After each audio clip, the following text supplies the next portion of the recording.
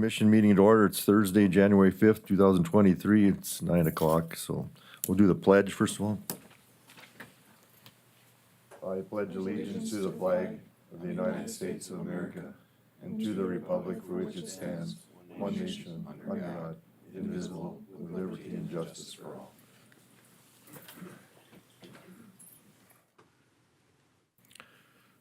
Okay, next we have the agenda. Is there any changes or corrections to the agenda?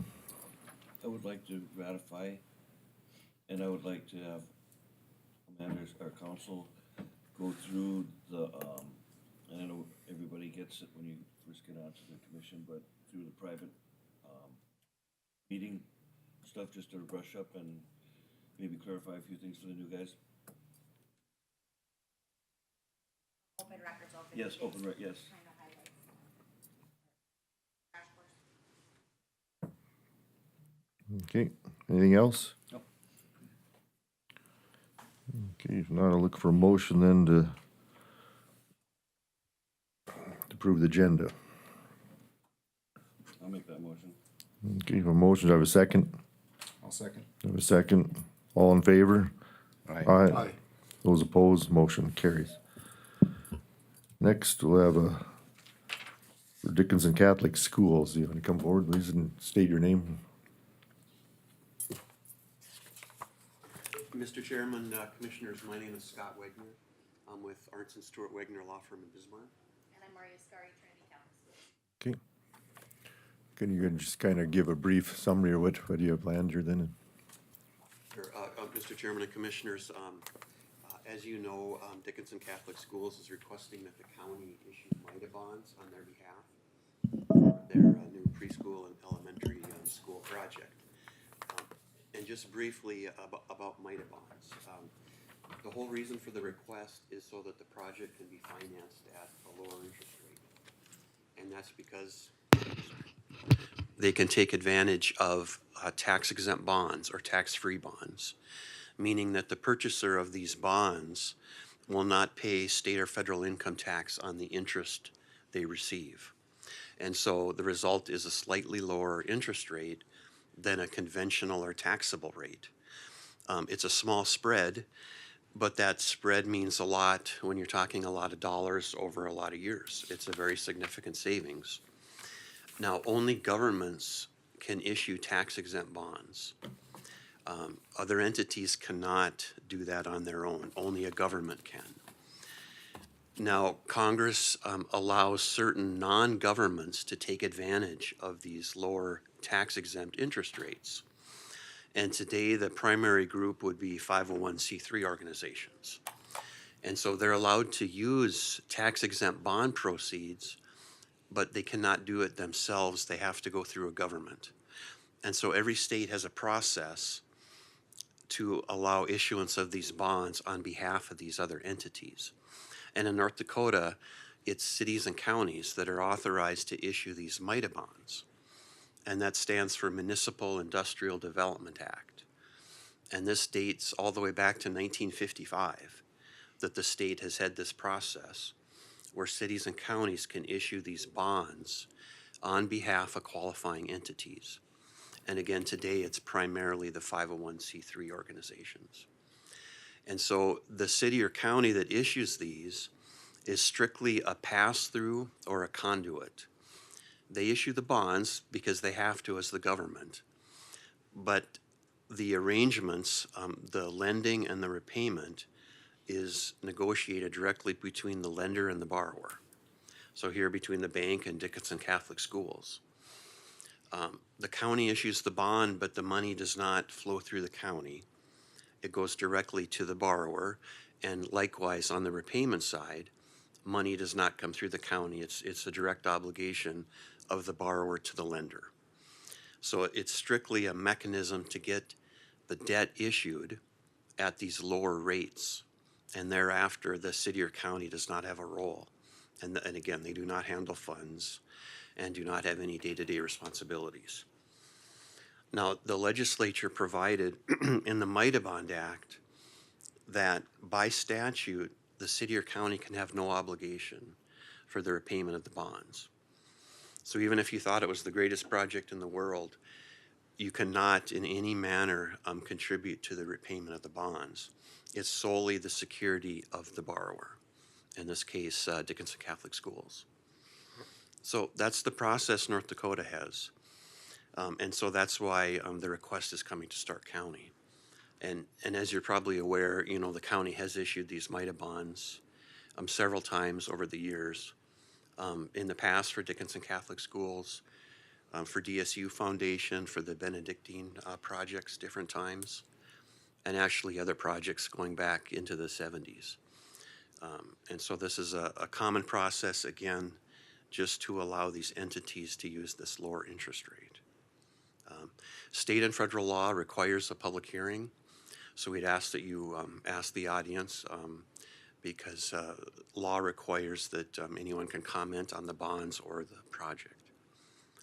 At the close of the public hearing, we'd ask that you adopt the bond resolution that I believe is in your materials, and that resolution would authorize MITA bonds to be issued in the amount of $10 million for this project.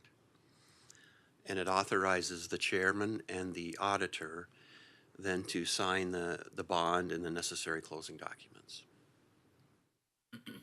I'd be happy to answer any questions or go into more detail about MITA bonds. You shouldn't have any questions or? And what was your name again? Scott Wegner, Wagner? yeah, Wegner. And what was your law firm? Arnson, Stewart, and then Wegner. And you guys are out of Bismarck? Yes, I'm in Bismarck, and we have an office in Fargo. You don't know affiliation to anything in Dickinson? Sorry, There's no affiliation with any attorneys or anything in Dickinson? that's correct. Thank you. Any other questions? I just have a few legal questions. So I looked at the resolution and the loan agreement. And so my understanding then with the bond is that the bond is issued and the bank then essentially steps in. So I know at some point then the bank will either hold on to that bond or probably sell it. So in the event that the bank would sell that bond, is the individual or entities that are that buy those bonds, are they given notice that this is a MITA bond and Stark County is in no way liable then in the event of a default?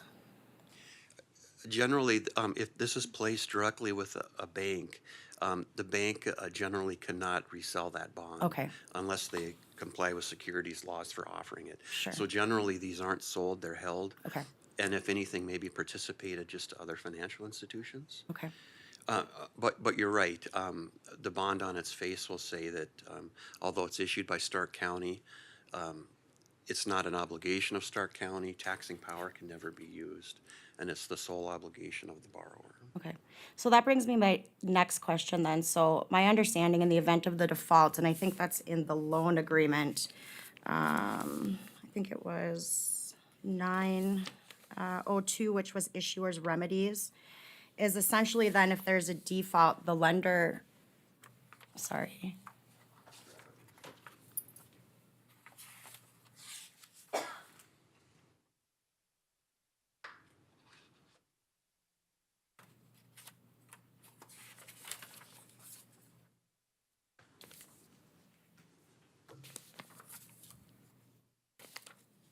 Okay, I'm sorry, you said 9, 02 in issuer's remedies under the loan agreement. right? Yeah, so it talks about if there's a default that the issuer may and issuer authorizes the lender on behalf of the issuer without prior written notice to the issuer to take whatever steps at its discretion. So essentially, the lender just steps in front of us and says, you've now defaulted on this loan, and you guys take all of the legal necessities, whether it's a lien on their property or I don't know if it's a mortgage loan or how that works, but we don't have any responsibility to step in then and try to enforce that default, do we? That's correct, and in fact, there'll be another document included that's an assignment of the loan agreement, so that the county will assign its rights and remedies right over to the lender, Okay. and then the lender will act in its behalf, basically. And then the one other question that I had, and I don't know that this is so much legal as it's kind of curiosity when I was looking through the resolution and then the exhibit. I think in the resolution, it talks about a ceiling of 5% interest. And then in Exhibit A, it talks about the interest rate, but the interest rate is left blank. I assume that is something then that is between the lender and Trinity as far as what that interest rate will be, and we won't have any sort of say in that conversation. Is that correct? That's correct. Because this is the county's bonds, they really need to set at least the parameters of the terms. And so that's why that initial interest rate cap of 5% is included, so that the county has set some parameters. Okay. But I understand it'll be a variable rate, and that has not been set yet. Yeah. But you're right, that is negotiated then. Okay. And again, I know you've said it, it's a weird, interesting concept for me to wrap my mind around, but we have no liability, and I'm sorry, I hope I'm not being insulting, but there's no liability on the county whatsoever in the event of a default.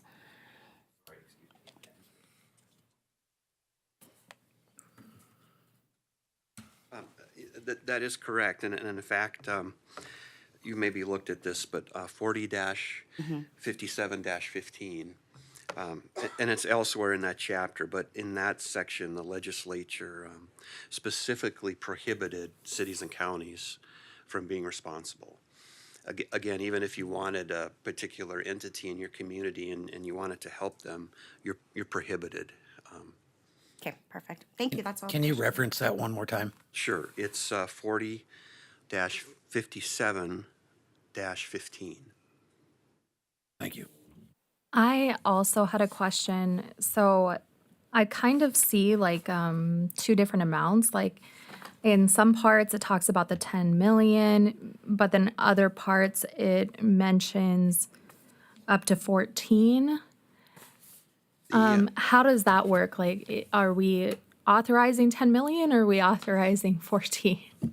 Yeah, the notice of public hearing that was published is required to list a maximum dollar amount of MITA bonds that might be issued. And the figure was 14 million, and I assume that was based Based on, on the project cost, overall project cost is 14, and we were exploring whether or not we would pursue a MITA bond through the city, if we needed for the additional 4, but we intend to not need to pursue an additional MITA for the remaining amount for the total project cost. And it's, Right, am I Yeah. correct on that, Jim? So the county can issue 10, we can issue 10. So your max is 10, but our total project is at 14.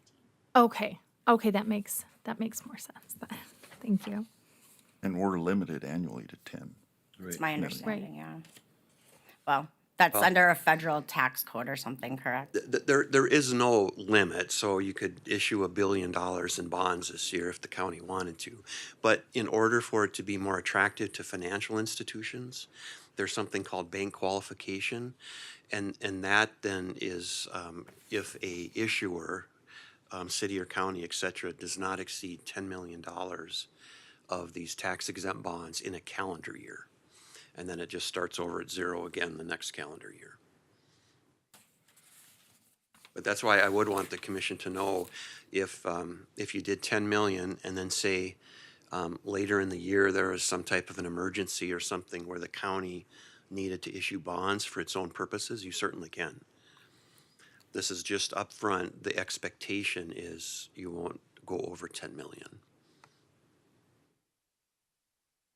Any other questions? So a bond basically guarantees that money, right? Well, the bond is basically the note. I Right. mean, right, it's the promissory note that's given to, in this case, the bank. It's just the promise to pay. Okay, I used to be a bail bondsman. I would give bonds, to the court. If those people didn't show up, I had to come back and, give them the money. So now in this case, if they don't pay and the bond is there and it's our bond, but we're not responsible to pay it back. That's correct, because the county will assign, so there will be a loan agreement. So mechanically, right, the county issues the bond will be registered in the name of the bank. In return for the physical bond, the bank will advance $10 million to the borrower. And then there's a loan agreement between the county and the borrower here, Dickinson Catholic Schools. But the county is going to assign that over to the lender. So then the loan really becomes between the lender and the borrower. And so if they don't pay on the bond or the note, then they'll only have the remedies set forth in the documents, try and enforce the pledge to pay, but more likely than whatever security is given, such as a mortgage. Well, and then it seems to me like there's two levels of security for the commission, or for the county, right? There's the loan agreement that assigns it, and then also statutorily that says that we cannot be held liable for any default on these loans. That's correct. And in fact, over the years, MITA bonds have defaulted different places for different projects, but it's then just a matter of what kind of security was given to the lender and what they can do to enforce that security. And again, it usually comes down to a mortgage on the facility. Any other questions? If not, then I'm gonna open the public hearing then for the MITA bonds for Dickinson Catholic Schools. Is there any comment from the public on this? Any questions or comments?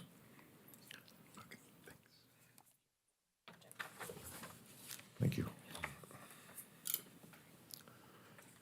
And anybody have any comments or questions from the public?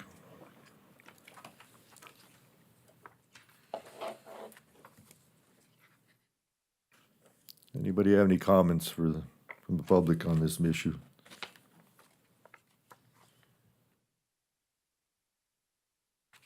Hearing no comments, I'm gonna close the public hearing on it. Can I ask one more question? Go ahead.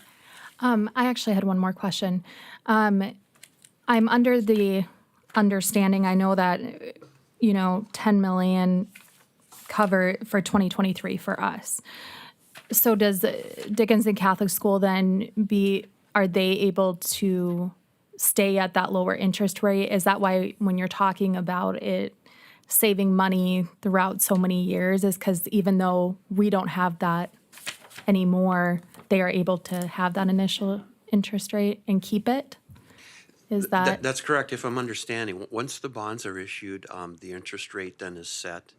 It might be a variable rate, but the formula will be set about how to determine that rate. But right, that's set for the term, and I think they're looking at around 16 years as the term. But that's locked in then. So once the bonds are issued and sold, that's locked in unless later they, for example, want to refinance it or pay early.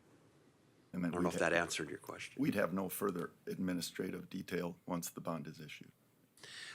You do not. One thing I should mention, the IRS, because these are tax exempt bonds, the IRS requires that an information return be filed.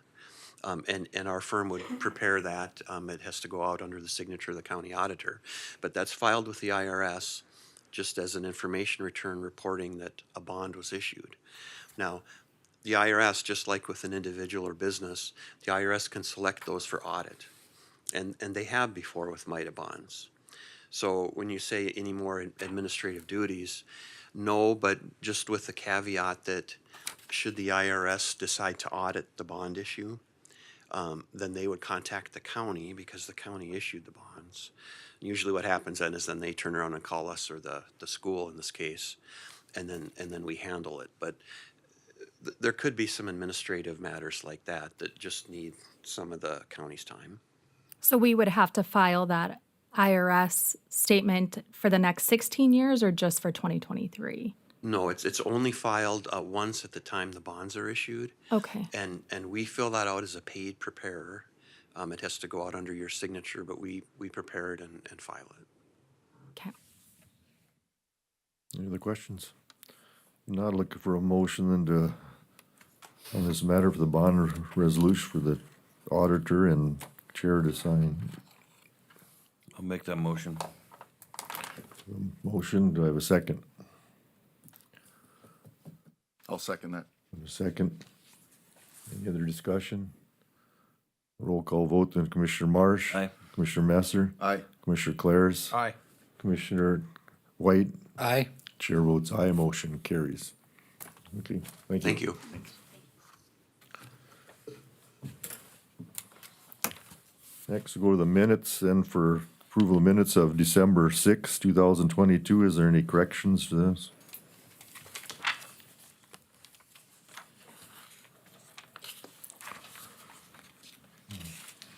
If I see none, I'd look for a motion to approve. So moved. Motion, do I have a second? Second. All in favor, state aye. Aye. Aye. Those opposed, motion carried. Next, then we have the special meeting for December 28th, 2022. Is there any corrections to those minutes?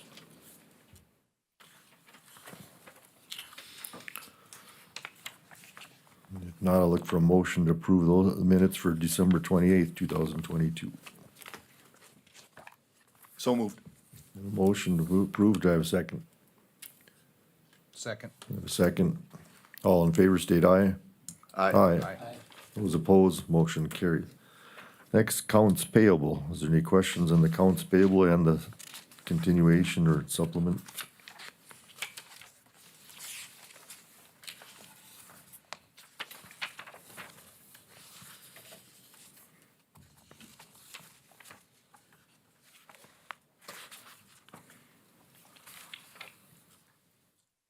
Any questions on the bills, accounts payable? Mr. Chairman, I would move for approval of the accounts payable resolution and supplement as presented. Okay, I have a motion to approve. Do I have a second? I'll second. A second. Roll call vote then. Commissioner Masser? Aye. Commissioner Marsh? Aye. Commissioner White? Aye. Commissioner Claris? Aye. The chair votes aye, motion carried. Okay, next we'll have the sheriff's report. Sheriff Lee?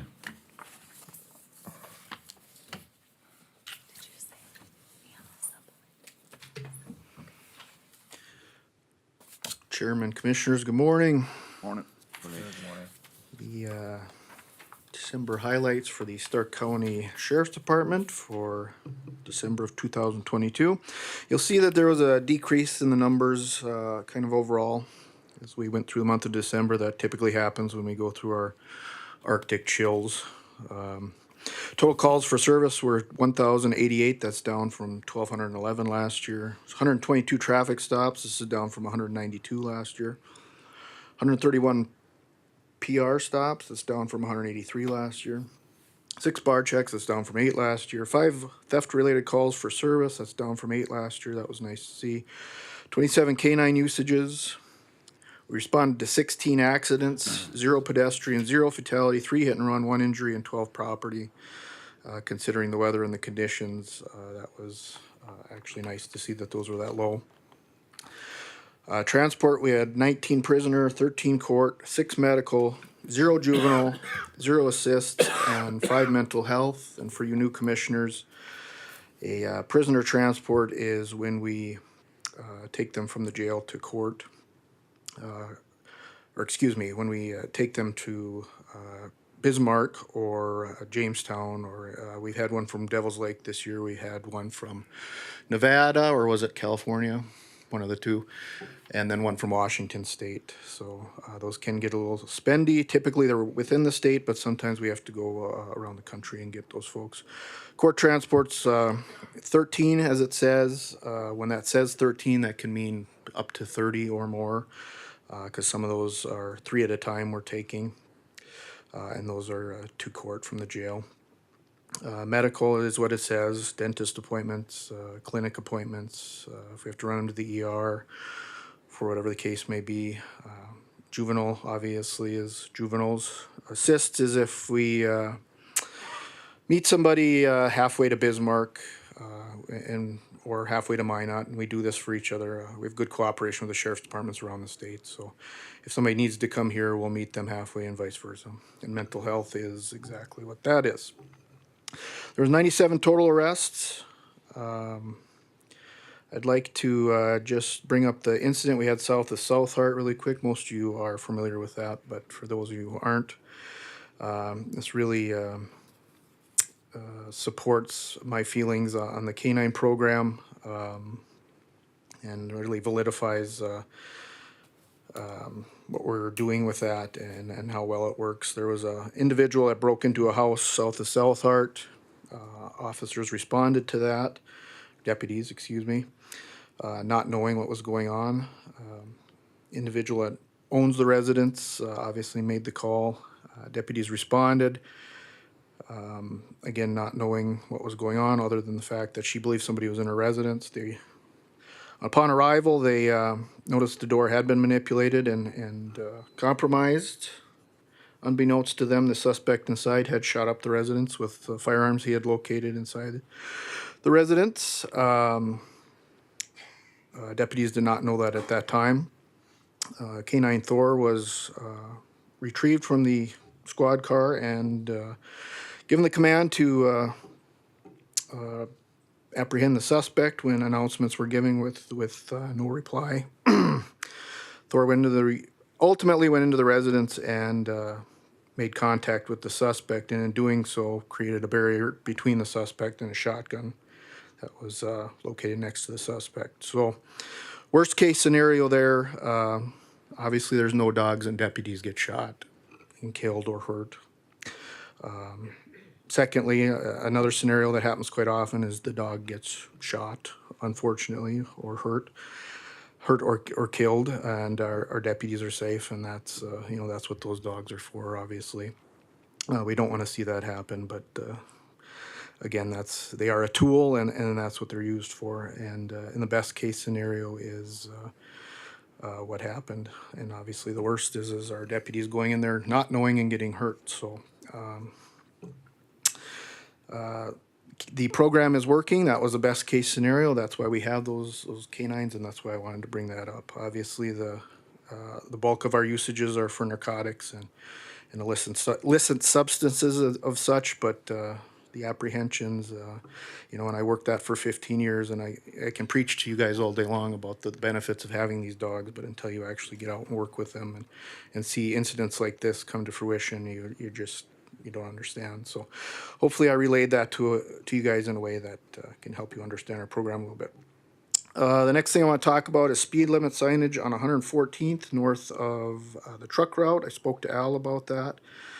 They're wanting to switch that to 35 miles per hour. Al, is there anything you can add to that?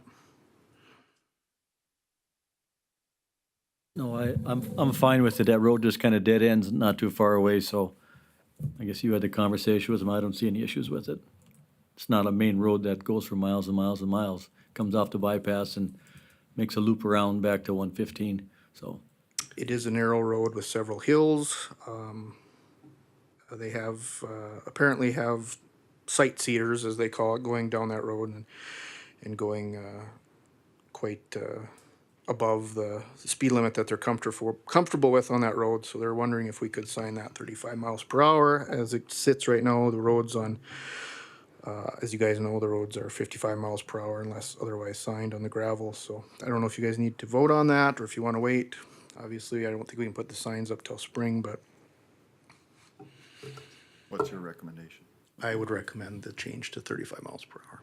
How much of a distance are we talking then? It's about 2 miles before the curve, would you say, Al?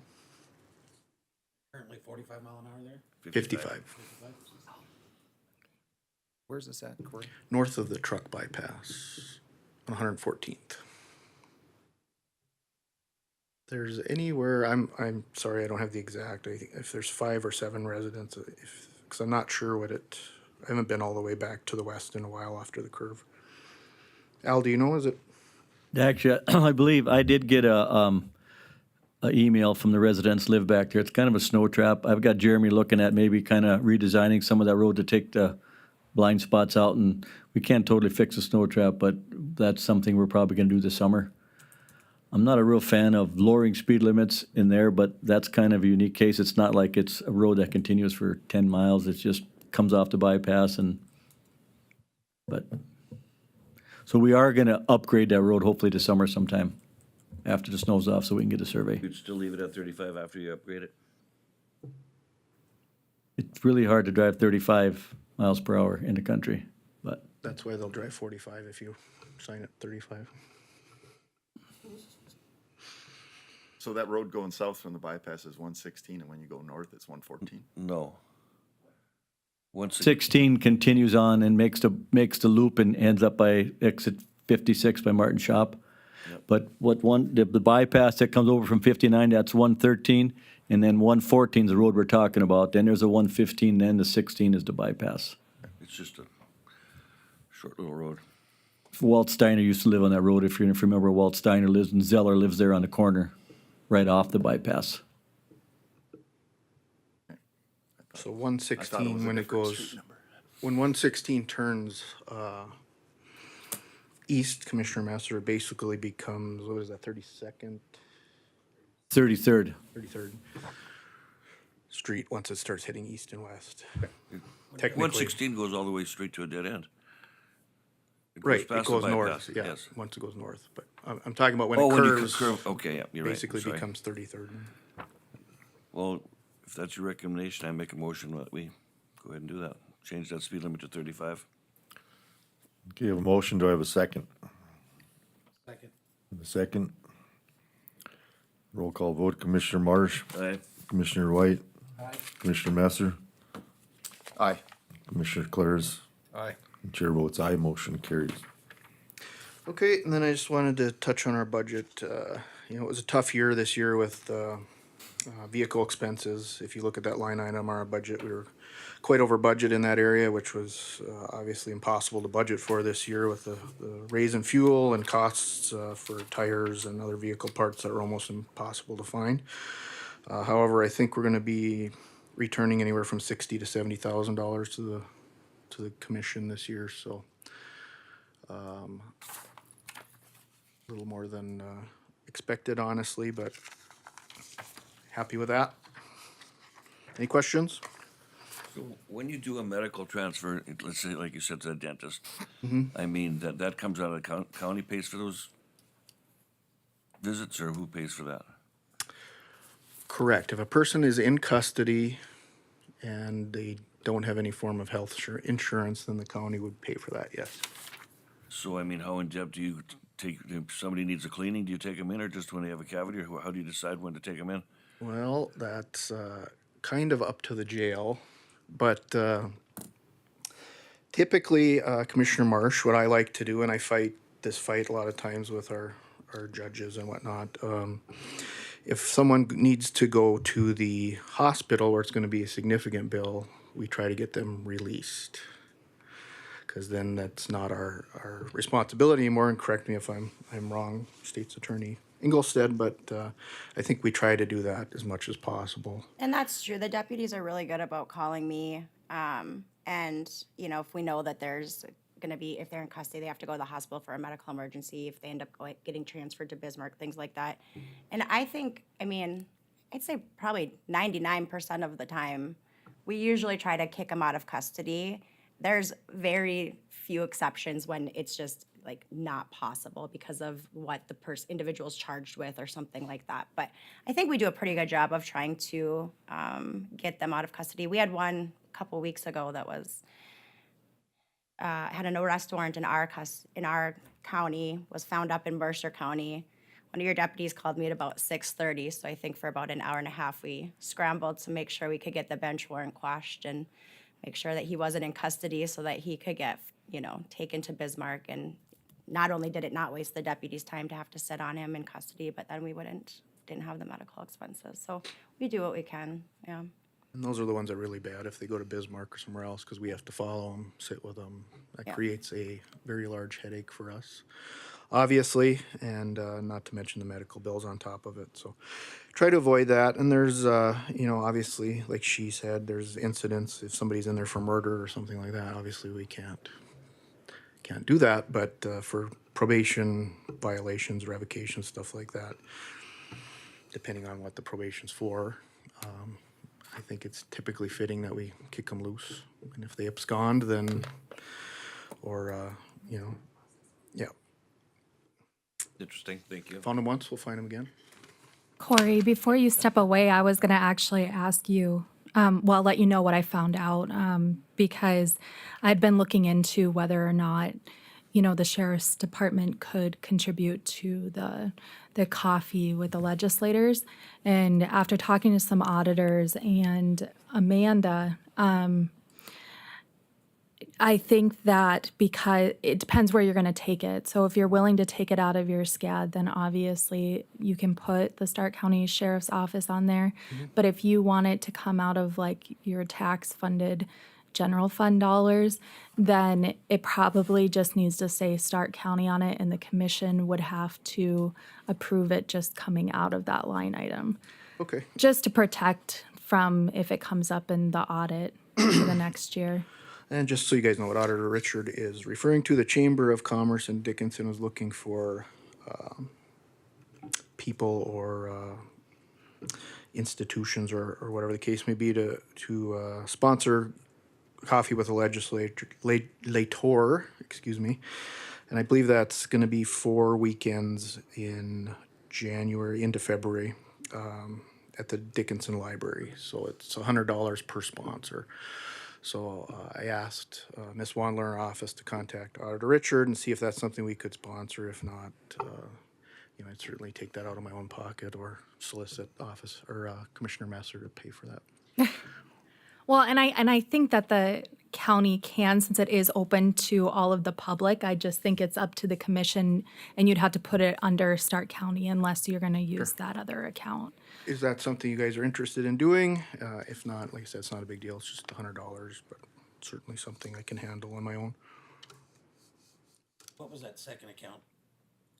So the sheriff's department has their own account that they receive stuff, and it's unaffiliated with the county. It's like a Stark County Association of Deputies account. Okay, so that's not the one the account we discussed.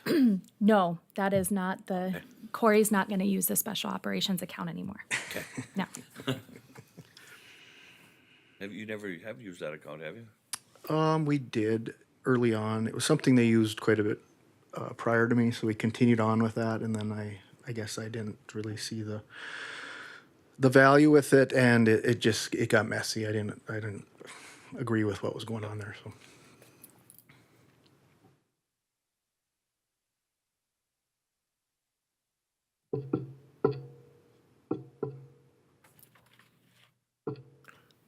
There's crickets Trying to chirping. say, my feelings on that is, and then there's other departments that might want to sponsor some, we probably open up a can of worms I don't think we want to get involved in. Okay, that's fair. Makes sense. All right, thank you, guys. Thank you. Thank you. Next, road department, Al Heiser.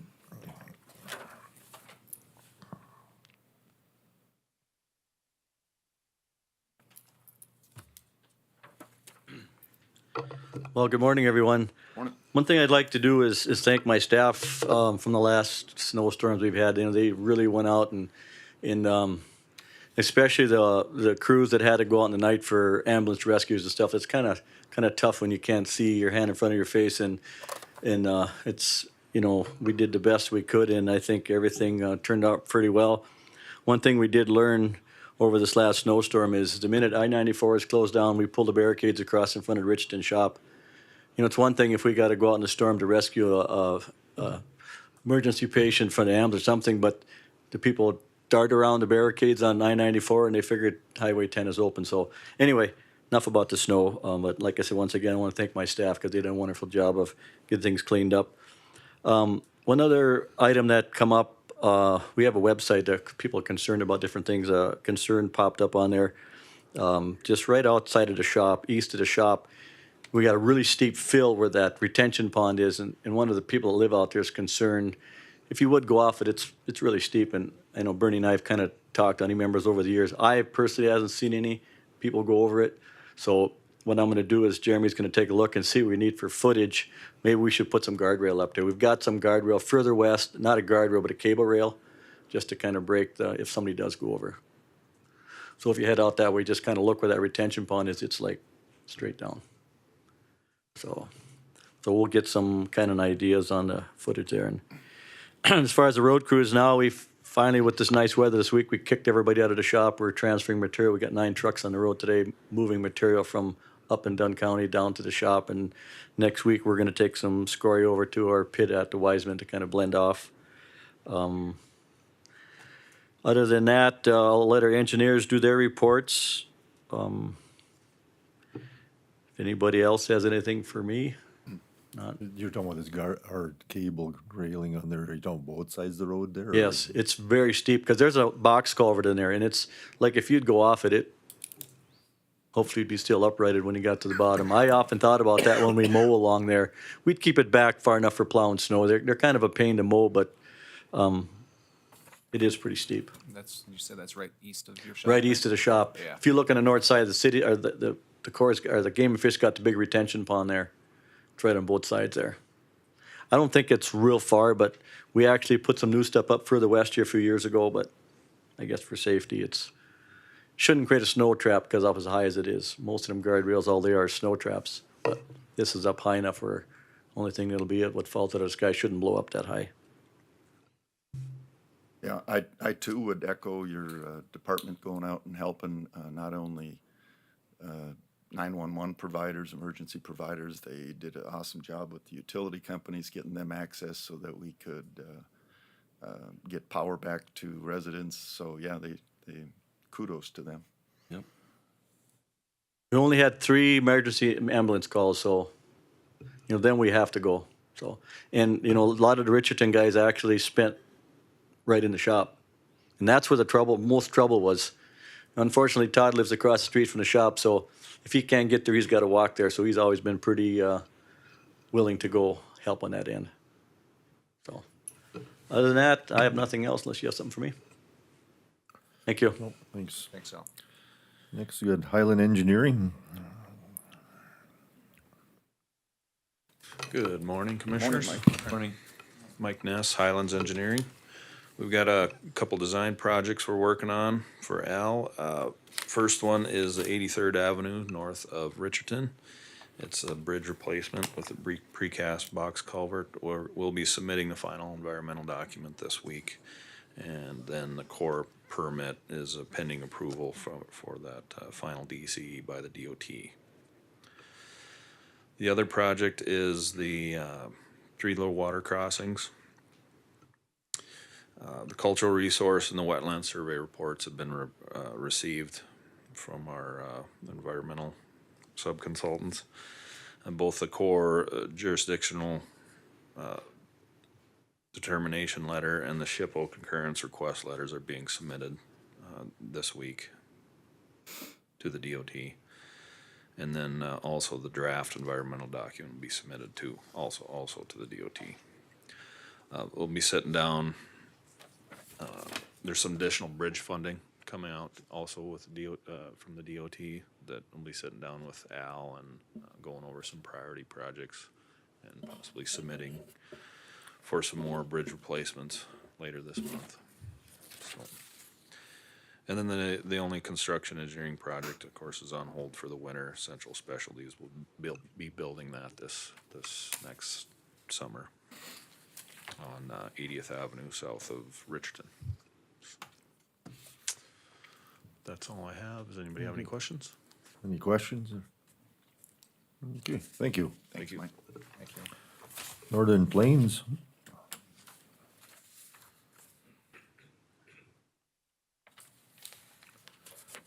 Morning, Commissioners. I think I got just a real brief update. Construction projects, really no updates, no changes to those projects. Really, the only update I have for you is 131st DOT project is going to be bid next Friday through the DOT. So that's really our only active design project, which will be bid next week. So other than that, that's a pretty brief update. Any questions? Okay, thank you. Next, KLJ. Hi, good morning. I'll just give you a brief update as well on our wetland mitigation monitoring project. That's not much of an update since the last meeting. We had sent that report to the Corps and we're still waiting to hear back. It was short, so we're planning to continue monitoring next year. At Highway 10 and 116th Avenue, we worked with Al to put together an application for HSIP funding there for the roundabout. We submitted that end of December. And then we're just gonna be waiting on a response to see if that's approved for funding. Typically, it's around June when they determine those projects. For the pits, we measured a Sickler pit, 3 separate piles out there for Al. And then on our chip seal project, I met with Al, and then we're gonna do a chip seal starting at Highway 10 and going east to the county line, and then pick up like Taylor Road and then by the grain elevator. So I put together a location map and estimate, and we sent it into the DOT to apply for the county federal aid funding. And that one, we're looking at probably 2024 construction for that. I guess, is there any questions on the projects? So if the funding comes through for that roundabout, that probably wouldn't be a project till 2024 then also, I suppose, by the time you get all the, What they typically do there is they assign you a bid date. The ones from last year were put out to like 2026, but you can start them early, and if funding is available, you can bid them sooner. So I would assume they would start out, it'd probably be a 2027 bid opening, but if you. so when you ask for funding and there's no paperwork done on it, how do you know how much to ask for? Or they just have this much money is available? And Yeah, it's a program they have, and we put together a cost estimate when we submit the project, and basically if you're approved, it's like 90/10 funding, and then they base it off of your final estimate you submit with the final plans is kind of where you're set at that time. So you might have an estimate now, and in 5 years it could go up, but it's that final estimate is where they'll set your dollars at. Okay, That makes any sense. it totally makes sense, but yeah, I'm glad that you And explained then that. that would be something you could start earlier, and then if it gets ready for bid and there's funding available, you can always bid it ahead of time. But that's, of course, depending on that funding for that program. Andrew, I have a question for you. On that top one, that wetland mitigation, we've been monitoring that that project was done how many years ago? I think we've done 4 years of monitoring, so I mean, what does it take do we gotta seed something in there to make it grow? We gotta put more cattails in there? I mean, it's every year and every year and every year. I mean, I don't think we've ever had one that took this long to actually grow back I or, believe when it first started, it was around, it actually delineated enough acres, and then we've had these droughts and it's went down. So, typically they do respond, the Corps does, and then it would say, it agrees, to do more monitoring, but if it doesn't meet in 5 years, then it may make you need to do remedial actions, which could include maybe making it bigger or buying credits or doing something. The thing is that when you disturb it again, now you gotta start another cycling of monitoring until they approve it. So if there's a way, it's really dependent on how much moisture you're gonna get and how good the growing conditions are. So if I don't know if you've got a way to promote growth over there, Some sprinklers. If there's instances where there's spurge or anything like that, they want you to try to take care of that. That makes sense. we talk about the roundabout, I don't know if you're all aware of it. I think this city is planning, or the DOT is planning, I don't know if it's city or DOT, right by across from Kurt Martin's old shop on 23rd and the business loop, there's gonna be a roundabout going in there, which is well needed. Yes. That's a dangerous intersection to go any direction out of there. Yep, and on We had somebody die there a couple 8th years Street ago. south of Dickinson too. Well, that's two different people there, yep. Yep, yeah, they're planning on 2 of them, one at Highway 22 and 8th Street on the south end of Dickinson, and I believe that was an 8-SIP funded project as well, put in last year. The other thing I'd like to, bring up is our current agreement between KLJ and Stark County. It's expired, so I'd like to present an amendment to extend the agreement. I originally talked to Al about this and then had State's Attorney Engelstead review it, and she was fine with it. So this 2-page, it just basically extends the date at this point and is for 5 years. Our previous agreement was originally in 2015, and then we have done previous amendments just extending the date, and this would be just another one doing that. I don't know if there's any questions on that. Any questions on the amendment to the engineering owner agreement? If not, I'll look for a motion for the chair to sign that agreement. I make a motion that the chair signs an agreement with KLJ Engineering, on this amendment number 5. A motion, do I have a second? I'll second that. Second. Roll call vote, Commissioner Marsh. Aye. Commissioner Claris. Aye. Commissioner Messer. Aye. Commissioner White. Aye. The chair votes aye. Motion carries. Thank you. I have one last thing, now that Al brought it up, with the monitoring of that, location. What's the correspondence back with the Corps of Engineers to stop the monitoring on that? Has there been any, or just? Typically, what we do yearly is, we go out there, do a delineation of the wetland boundaries, take pictures and put together a report.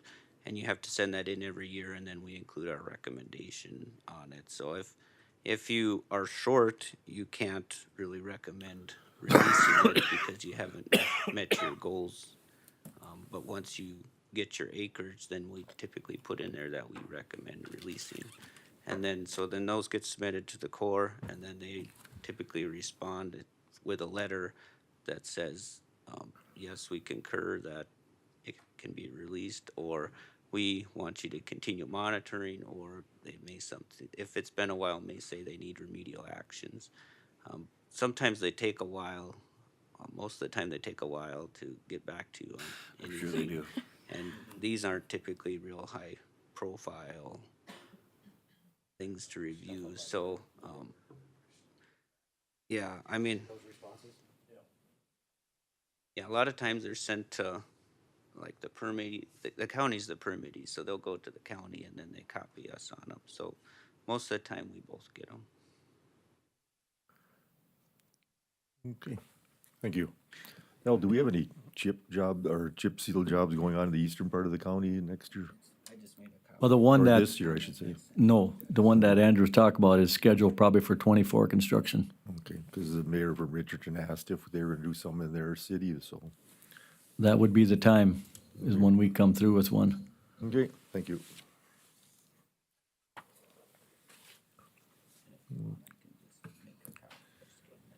Or, as you're leaving, if you just want to pop into the auditor office, they can just make a copy and put it on the desk.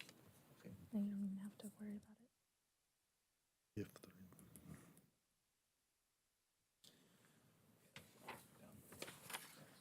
Great, Thanks. okay. Next, we'll do the request for approval to go forward with the formal bids in the courthouse HVAC.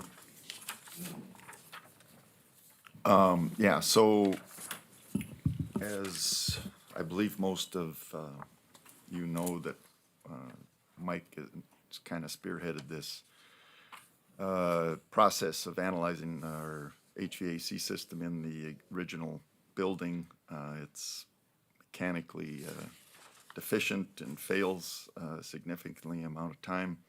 The original building was built in 1936, and a lot of the HVAC system is buried in the walls. And so anyway, over the past year, we had contracted with Prairie Engineering to come in, analyze, make recommendations, and that has been complete. And so we're at a point where we would like to take this forward for bidding, and we're asking for authorization to allow for the formalization of the bid process.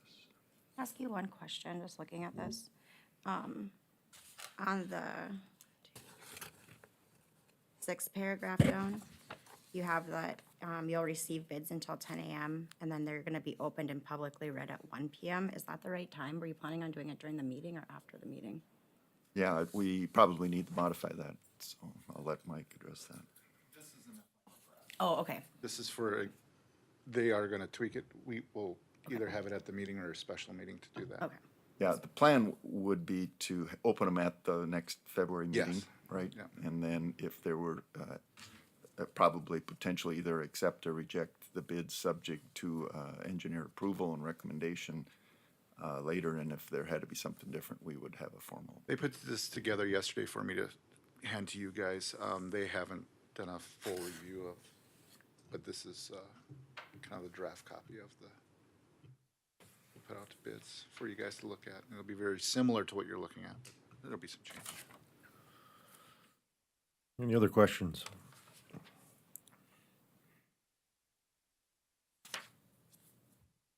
Not looking for a motion then to approve formal bids and I would, Mr. Chairman, I would move that we authorize the bidding process on the HVAC system in the courthouse. okay, a motion, do I have a second? Second.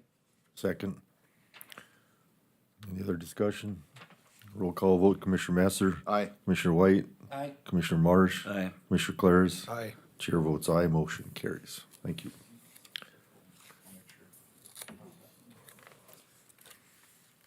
Next, we have a contract for Consolidated for network support service contract.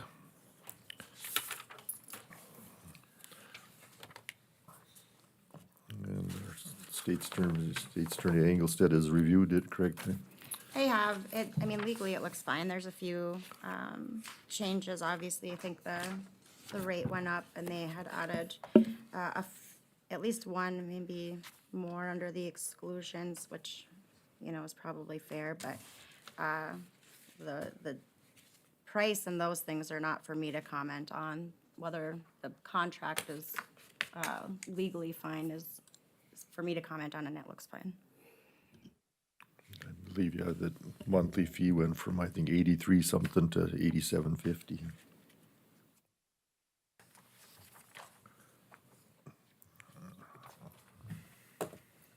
And need a motion then if you want me to sign the contract with Consolidated.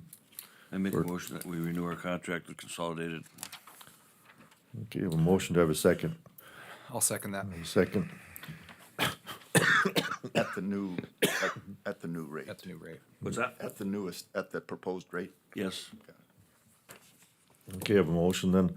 Roll call vote, Commissioner Marsh, Aye. Commissioner Claris, Aye. Commissioner Masser, Aye. Commissioner White. Aye. Chair votes aye, motion carries. Next, we'll go to the Pledge of Assets.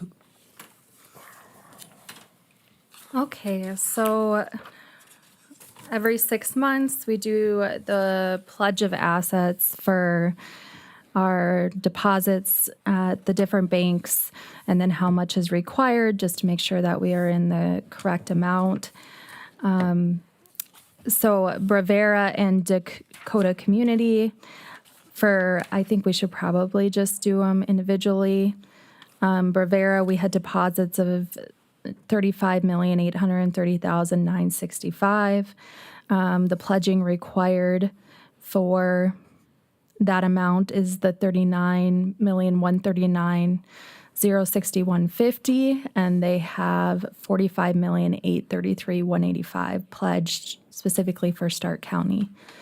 For Dakota Community Bank, we had deposits of the $7,664,461.92. For pledging required, that's where that $8,155,908.11, and they do have $11,925,000 assigned to Stark County. I'm looking for approval from the commission to accept the pledge amounts for Bravera and Dakota Community, but Cornerstone will have to wait until the February meeting because they're going to have to separate out the Stark County pledge amounts. And so I look for the commission to accept the Bravera Dakota Community, and then we will go over Cornerstone. Mr. Chairman, I would move that we approve the pledged security amounts for Bravera Bank and Dakota Community Bank as presented. Okay, I have a motion to have a second. I'll second that. A second. Any other discussion? Roll call vote, Commissioner Masser, Aye. Commissioner Claris, Aye. Commissioner Marsh, Aye. Commissioner White. Aye. The chair votes aye, motion carries. Okay. Next, do you want to do the insurance renewals? I can do it. Okay. Now, next we'll do the Stark County 2023 insurance renewals. Auditor Richard will have that. So last year at this time when I renewed the insurance, there really wasn't, we didn't make any changes, so I just renewed it as is.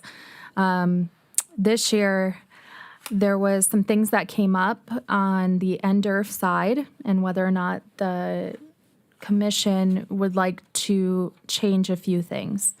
Currently, our liability limit is $3 million.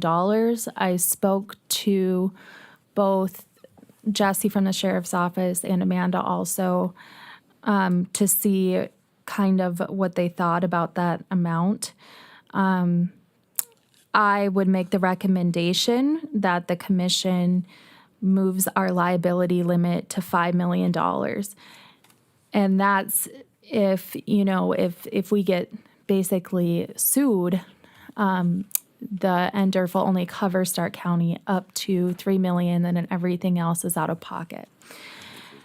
So it's not a significant increase in cost. It's about a $2,200 a year difference in cost. So I think that that would be something good to kind of protect the county in that way. My next one that I had was, would the commission be okay with switching to blanket equipment coverage? So currently, our coverage is all individualized. So I know much to Al's excitement, I did take one of his shovels off of our equipment coverage last year. Yes.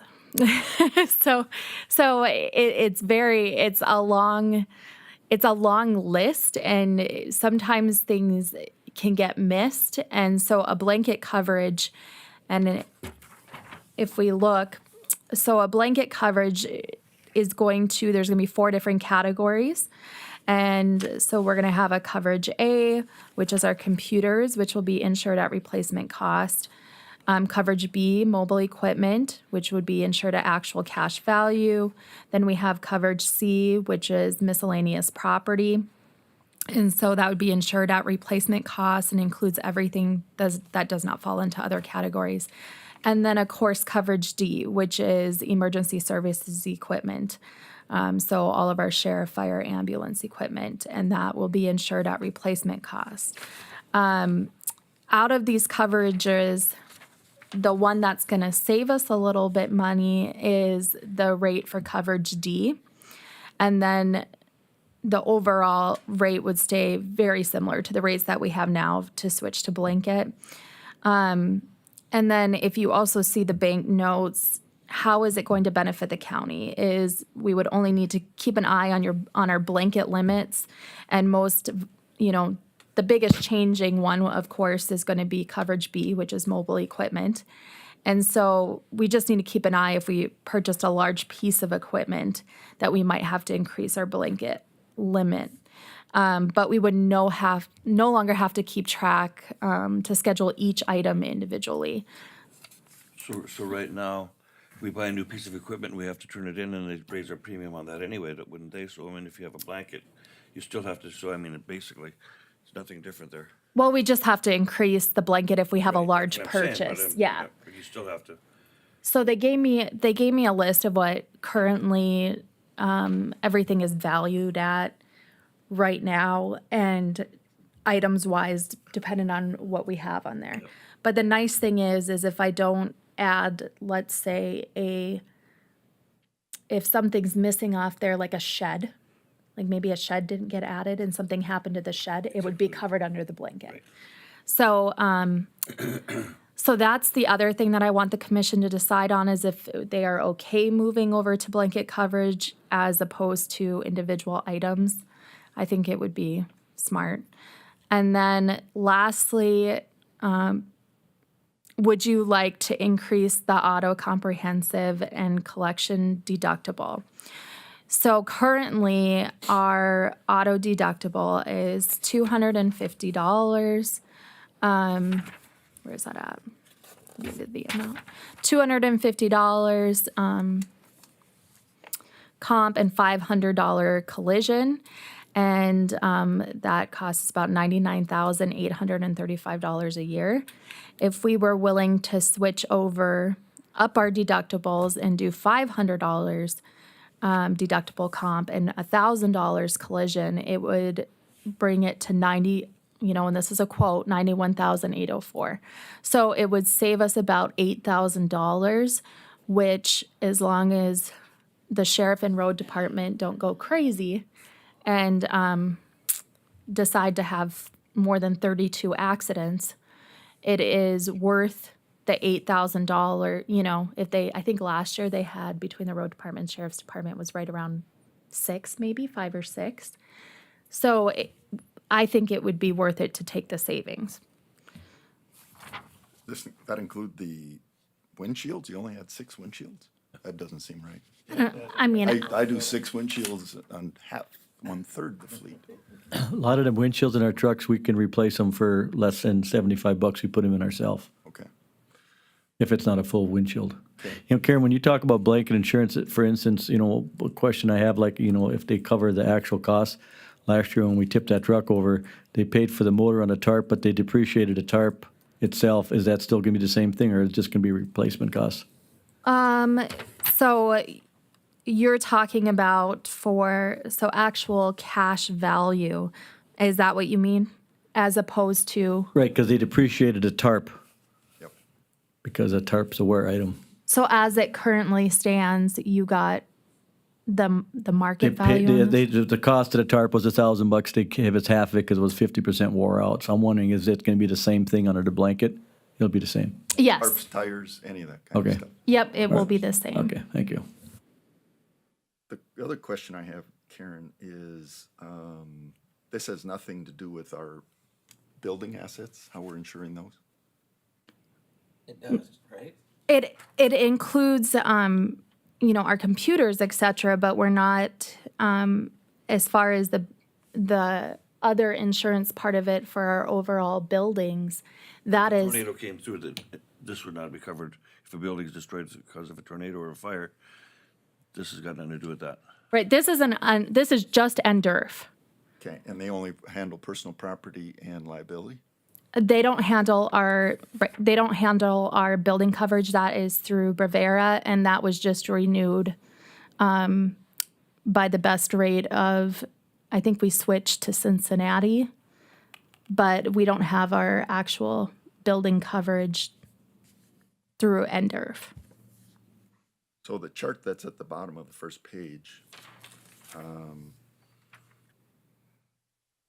giving the various liability amounts, 3 million all the way through 10 million. So currently we're at 23.0, or they're gonna say, that what they're saying is if you renew at the 3 million, the premium would be 23.07.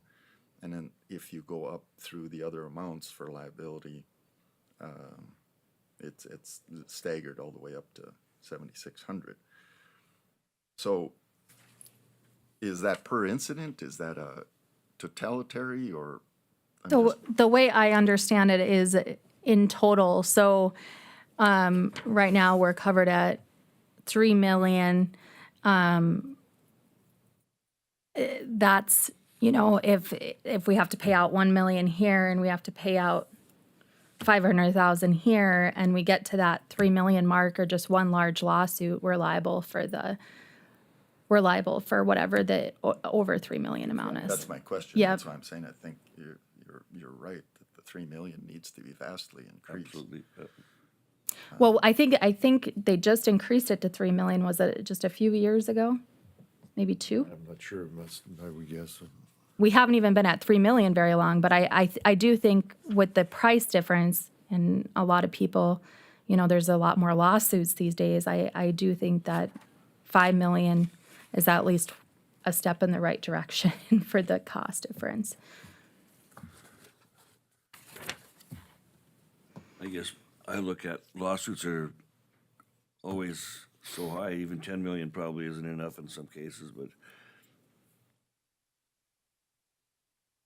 And if the commission would like to switch over, when I'm talking about increasing the auto deductible, because like I said, we didn't really what we have now doesn't really justify the amount of accidents. Right. If you guys increase that, that will save you $8,000, and I mean, you can just apply it towards increasing our liability limit, which is kind of what I was doing.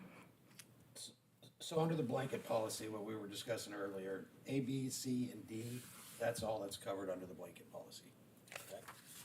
So all those items that we have are put into our current items list are put into those categories. And obviously our largest category is going to be mobile equipment, because that's going to include, well, the road department. Miscellaneous property, what's that considered? There was hardly anything in there. I think there was 2 items that they assigned to that. That was a very small dollar amount.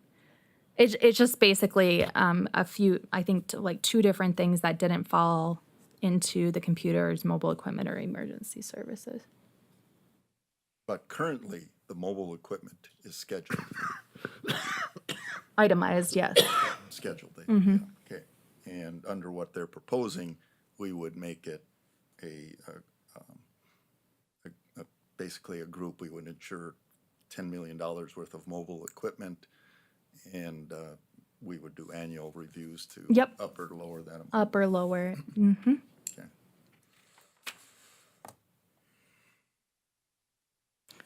So You'd still be keeping an inventory on every, which we need to anyway for tax reason inventory of all of our equipment, so when we do a review, you would know if, yeah, we still have our we will still have our regular inventory. It's just, it's basically just to kind of help if, something doesn't get added right away. Right. Or et cetera like that. And we're just lumping it together, so. Well, I think it makes sense to take the liability to a minimum of $5 million. And if Al and Corey are accurate in the amount of windshields we replaced, I think it's reasonable to take it to the deductible to the 500 with the 1,000 comp. And I guess it would be a lot less administrative if we, on the mobile equipment, if we use a large amount or a full limit rather than an itemized deal, because that, I've been burnt on that where something's not scheduled and forgot about it, so. I believe some of these new windshields that are putting in some of these new cars too also support electronic functions in the mirror. I had to replace my window. It was roughly $1,700. Now, I correct me if I'm wrong, but I don't think North Dakota insurance in general covers windshield. collision. Or what, there's a certain. It's comp. It's comp, yes, comp. Is it? I knew there was one, it was, yeah. I mean, you could carry it or you don't have to carry it.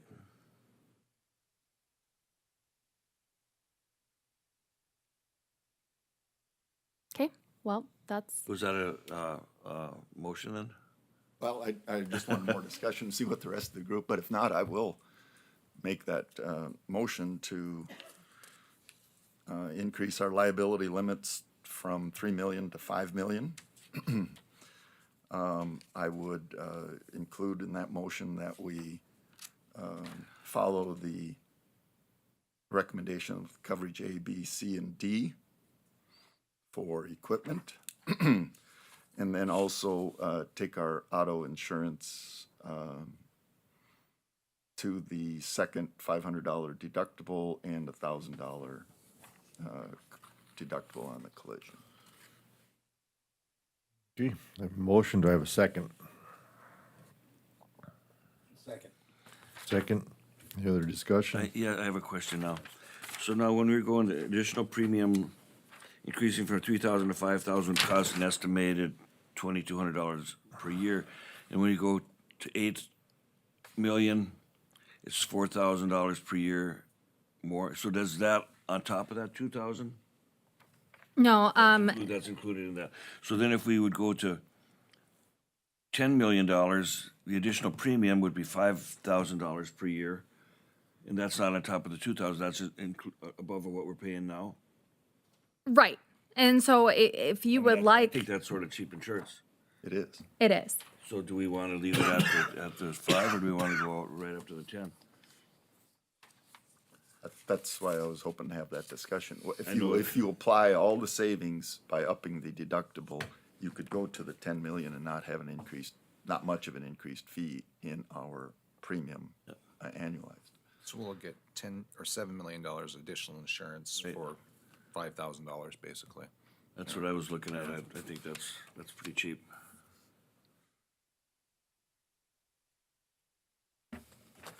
So that would be my only suggestion, that we change your motion to. Does anybody know what other counties are doing, what other municipalities are doing? I know that a lot of the other counties are kind of playing catch up. They had very low liabilities, but as kind of more and more, lawsuits, everything else have kind of come through, they are slowly increasing their amounts. So I think it's just whether or not that's something that they lean on when they do their renewals, or if they just renew it based on what they had from the current year and don't really pay attention to it. Sometimes the bill comes, they just pay it. So, yeah. So I think that's entirely up to the commission. I don't know if you want to go all the way to 10 million or not, but it's I'd have to agree with you, Bernie. I think it's money well spent. I mean, ultimately, we're risk managers here. I mean, and this would be a good idea, I think, to move it to 10 million. Commissioner Messer, you wanted to amend your? I would amend my motion to 10 million, yeah. Okay. And the second then, do you want to amend it? That was Paul. And Paul, did you, Come again? you want to change yours and to? You seconded it, Neil. Oh, I did second that. Would you amend your motion to 10 million? I'm willing to do this. Okay, so I have to ask him to amend his No, motion? he already. You ready? Already Yes. said Do I you do- agree I with would it do or? that. I do agree, and I second his amendment. Okay. Okay. Okay, any other discussion then?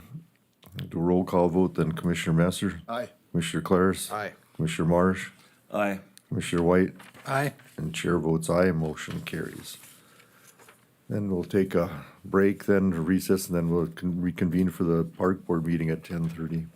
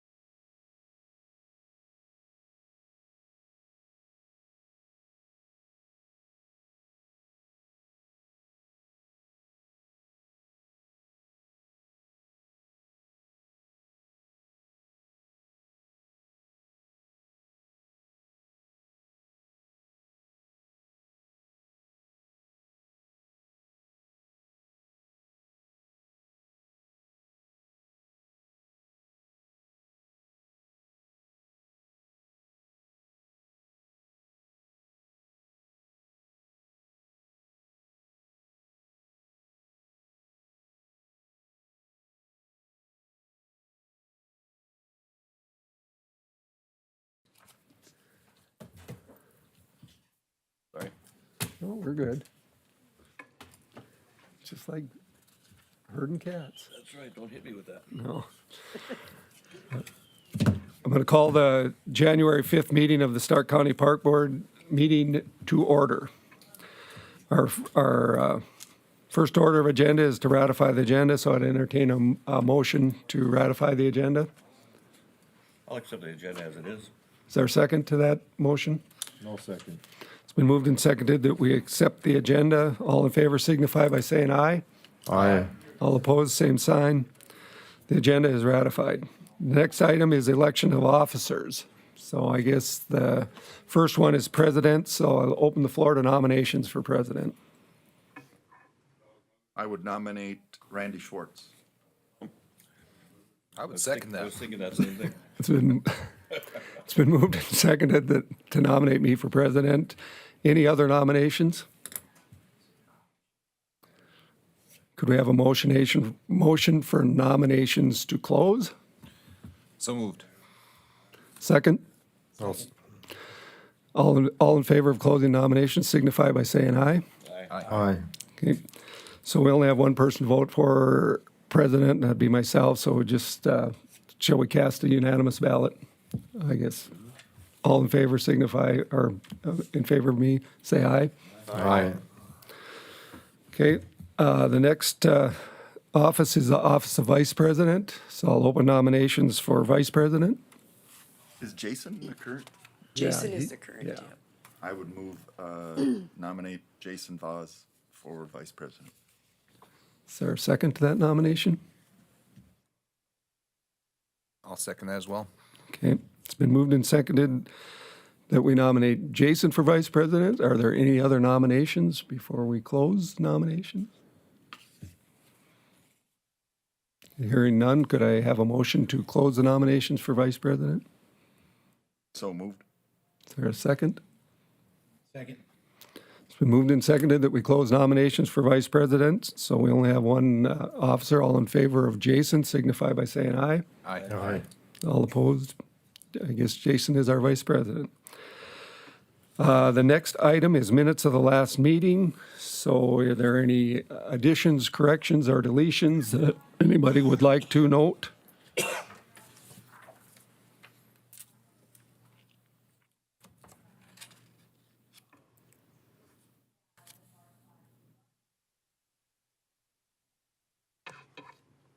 I'll make a motion to accept the December 6, 2022 minutes.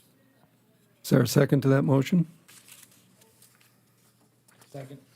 It's been moved and seconded that we accept the meeting, or the minutes of the last meeting as they are presented to us. All in favor signify by saying aye.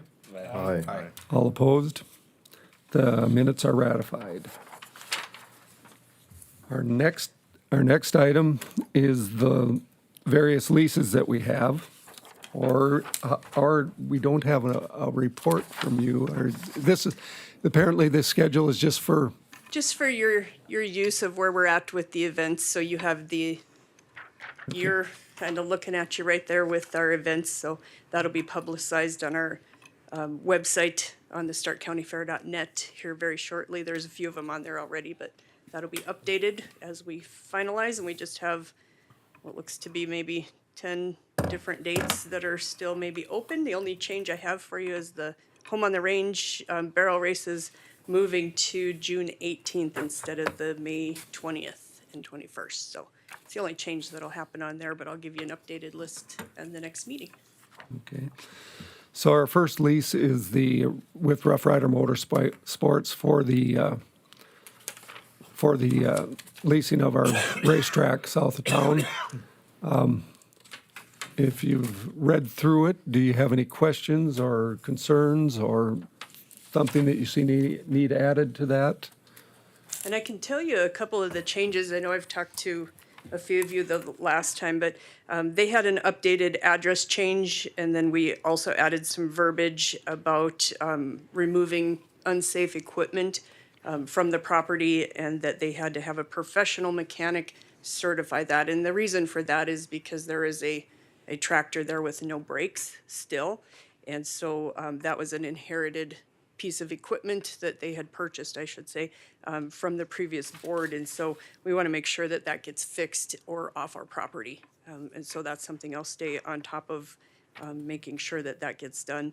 And then we also, the December meeting, we purchased a mower and took on the mowing responsibilities, so that's outlined in there. And then just Brad Hardigan himself is the owner.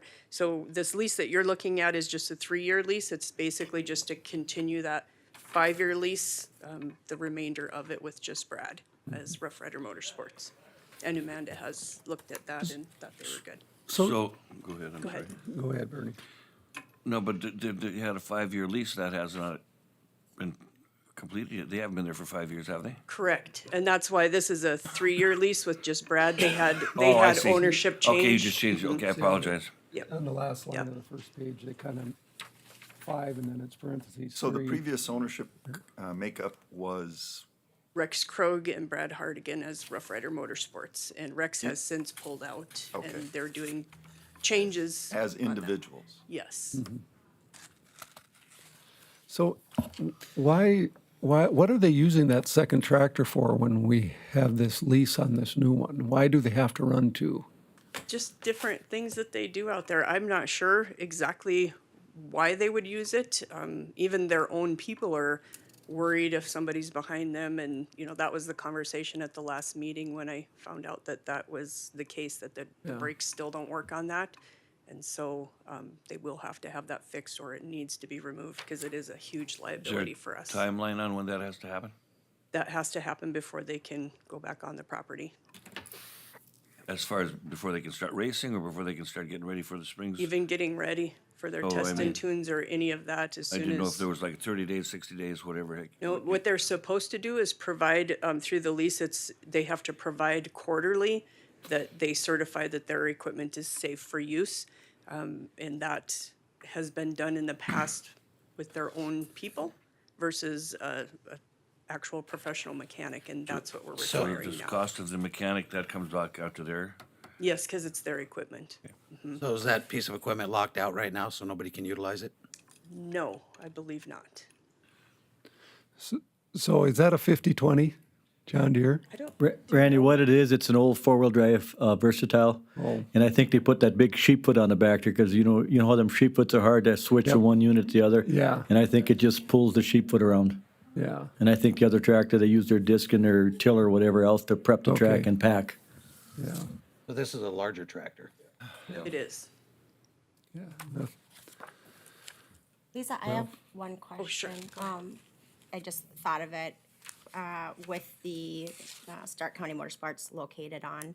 Did we ever update that? Because we had to, I think Stark County bought that little sliver. Remember, I think we were Yes. encroaching, and did we update the? Yes. Okay, I just Mhm, wasn't, that I couldn't remember if we included did it, or not, yes. so. Okay, any other questions on the lease or? Just real quick, I'm Yeah. fairly new to some of this stuff. So they pay basically a minimum amount for the annual. $50. $50, okay. But it's our facility, I know they've done all the labor, they do a lot of the work. So let's take on the other handout you did, the Trio Stakes race, barrel race jackpot over at the fairgrounds. Yes. What's their fee for using that facility? So the Fair Association leases the facility for $50, and then the Fair Association schedules events there throughout the year. And so we would pay $150 for a non-spectator event. If it's a spectator event, it's $1,250. Okay.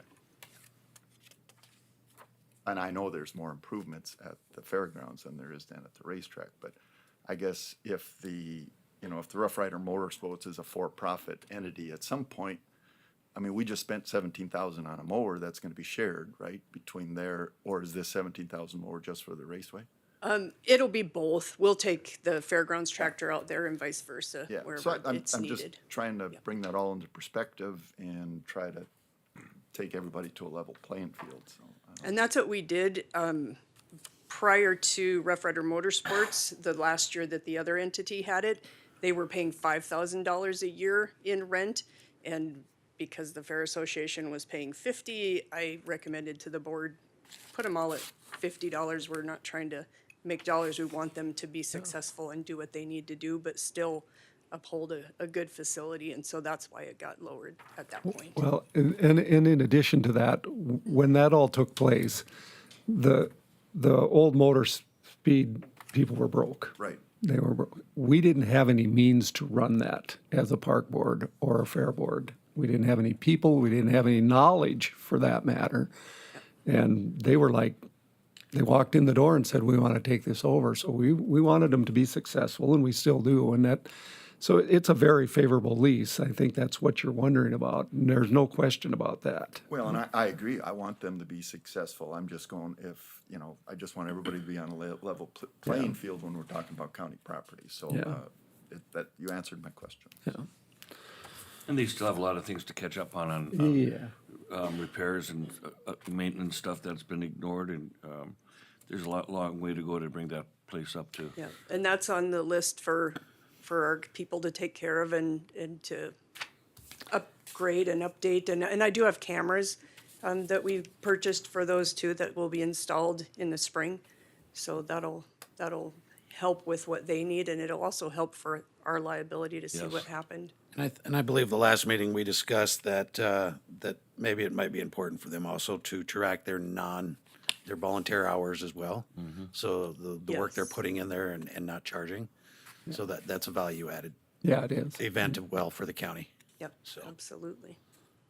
One of the things that I was wondering about is that, you know, if you buy a membership to the rec center up here, you're paying a fixed amount to use that every month. And as I understand it, they have open recreational racing for the go-karts and motocross out there. They do. Are they charging a fee, a yearly fee, a monthly fee, or whatever to people that do that? Or are they just opening the gates, and is it per time, They're or? charging a per time fee. The go-kart track, which I think it's probably a little too little because they were only charging $5 Yeah. per person per cart that's coming out there and practicing. So I think that could be different. I think it's just because it was their first year trying to get people knowing that track existed. On the bike track side of things, that's been rented out, and that's predominantly what that track does, is a practice track. And then they have maybe 4 events every year, big events. I personally think they should look at their fee schedule. Yes. Because they're probably not charging enough. Yep, for- and I'll recommend that to them as In well. comparison to, say, like the example for the barrel racing deal. Those girls come in there, their organization pays $150, and then they pay an entry fee. Plus, we pay for, excuse me, $100 for the tractor. So that covers some of those costs as well, and everybody pays that uses the tractor for Yeah. anything out there. Lisa, Sure. as I understand it, every participant out there at the motorsports park has to sign a waiver to Yes. participate. So is there any way that we can kind of keep track of this as far as compliance with this? I mean, as far as insurance or liability, for liability reasons, I think it'd be important that we understand who the patrons are and making sure that they have signed the appropriate waivers. I would have to defer that to Amanda because it is a lease. It's their responsibility in that, and I think I sent that to you as well, their waiver. It actually says that they have to keep their waivers for so long and they have to do certain things with it. I know they specifically stand there, is what I'm told. They stand there and they make sure everybody does it before they can enter the facility to race, or the track to race. What they do with them after that, I don't know. And I would assume their insurance requires them to do the same, right? That is a requirement of the Of insurance. their insurance, Yep, okay. and that's the insurance actually wrote that waiver and gave that waiver to them and requires that they use that waiver specifically. How are memberships looking? Are they up, down? I mean, have they grown They through the have grown, process? yes. They have grown and they expect to grow more in 2023, so. Amanda, did you have any comments on? Well, in the lease itself, there's an indemnification clause, so they are indemnifying us. As far as the waivers, I mean, I think you could probably simply ask them to scan them in and send them to you if you really wanted to see them. I mean, Well, I think it's just that's- important. that would, I don't think there's any legality to it, but if it's something that you're interested in, I can't imagine that they would be super difficult about it. The only thing is, how do I track and Yeah, know and- that It's- somebody was there and didn't Right. sign it? That Probably would be the only Do thing. they make individuals sign per visit, or if I sign it June 1st, am I covered for Per the year? visit. Every day? Every time they have an event there. If it's practice, they do the same thing. It's every event. I think it's probably in their best interest to make sure that's being done. And I mean, think they and do. I think by that's doing their real due important to diligence and making sure it's happening, I mean, it's too much of a liability to make sure it's not. Sneak a buddy in there and let them ride without signing is too much of a risk. What kind of checks and balances do they have in place that everybody has the right safety harnesses in their race cars and We go-karts? discussed that, and there really isn't anything other than, they don't have rules on what types of Helmets? harnesses or anything, helmets, any of that. There's no rules for that. I would imagine their insurance policy or their insurance is probably based on, I would think that they'd have to provide some sort of safety protocol. Well, it would be in their interest to do so. So, Yeah. so when does this lease expire? That they have now, In 2025. 2025? Lisa, I think It's that- renewable yearly, though. I mean, we'll sign another one a year from now, right? No, this is a 3-year, so okay. it'll actually go and finish out their, till their year of 2025. So this will is be the basically last. the same name, just changing the. Yeah. Okay, So just updating the names? yeah, Got it. okay. All right. Do we have any leverage with this to ensure that tractor, if they're the owners of that tractor, is repaired or removed from the property before it's signed? That was added into this, as a clause in there under, I think it was under the, Do we have a way to lock them out of the facility if they don't? Do we have a way to lock out, tag out that piece of equipment so that nobody else utilizes it I until it's gone? don't, but do you guys We'll do? just go out to Lowboy someday and snatch it. There you go. Well, on those old Versatiles, there's a couple pins you could pull that you would never move once you pull those pins. And just for all of your information, obviously in the lease, there is an insurance clause, and I believe they're required to provide that to. And they do. So if you're interested in what is in that insurance, in their insurance that they carry, we should have it Yeah, on they file. provide that every year, and I make sure even at the fairgrounds that every person coming in gives us that certificate of insurance, showing the county or the fair association as additional named insured, so. And you will find that, under the maintenance and repair, under XI on there, and at the very bottom, it basically just says the leasee must immediately remove any unsafe equipment from the property. So if, their person says that it's not safe to be out there, then they must immediately remove it. And I think if they don't, then it's a breach of their lease, and then we Yes. take the legal action from there. Yeah. So, Mr. Chairman, with that, I would move that we approve the amended lease between the Stark County Park Board and Rough Rider Motorsports as presented. It's been moved that we approve the lease between the Park Board and Rough Rider Motorsports as presented. Is there a second? I'll second that. It's been moved and seconded that we accept this lease as printed. All in favor signify by saying aye. Aye. All opposed, same sign. The lease is approved. Okay, our next item is the Motorsports Park tractor lease. And I'll just turn this over to Lisa as well. So this one is just a tractor that we get from Gooseneck every year, and we basically sublease it to Rough Rider Motorsports so that they have equipment out there to do what they need to do. And so it's just a 1-year lease for them, and they make monthly payments. Although there's a little bit of a description in the payments that have been made. So I'm checking with Brad to make sure that the 2022 is paid in full. Half of it has been paid, but I think there's a little more that is due on that. But that's our auditors the auditor's office has not been billing them. And so we're just looking at that as why that's not occurring again this year. So we're just going to work on that and get that up to date, but this tractor will be in, and we have made the checks already to pay for that tractor on the park board side and then sublet it. Is that 100% pass-through? Yes. So the gross value of the lease is $4,200 for a $239,000 tractor? Yes. Yep. I'm And in they, the- and I'm they in the do the wrong business, maintenance on Randy. it. You need Yeah. to be a county government. Yeah. You could get cheap tractors. And that's why they don't do it themselves, because they couldn't get that same lease on that size of a tractor on there. So that's why, you know, a few years ago, we decided to do that to make sure they had what they need to prepare the ground properly. Any further questions or observations on this tractor lease? Any questions? I'd entertain a motion to accept it. I would move to accept the tractor lease as presented, provided that the current contract lease is current prior to the initiation of this lease. I'd second that. Been moved and seconded that we accept this lease, provided that the payments are current. All in favor signify by saying aye. Aye. All right. Aye. All opposed, same sign. The tractor lease has been approved. The next item is the 2007 Cat motor grader that the county basically leases to Rough Rider Motorsports, correct? Yes.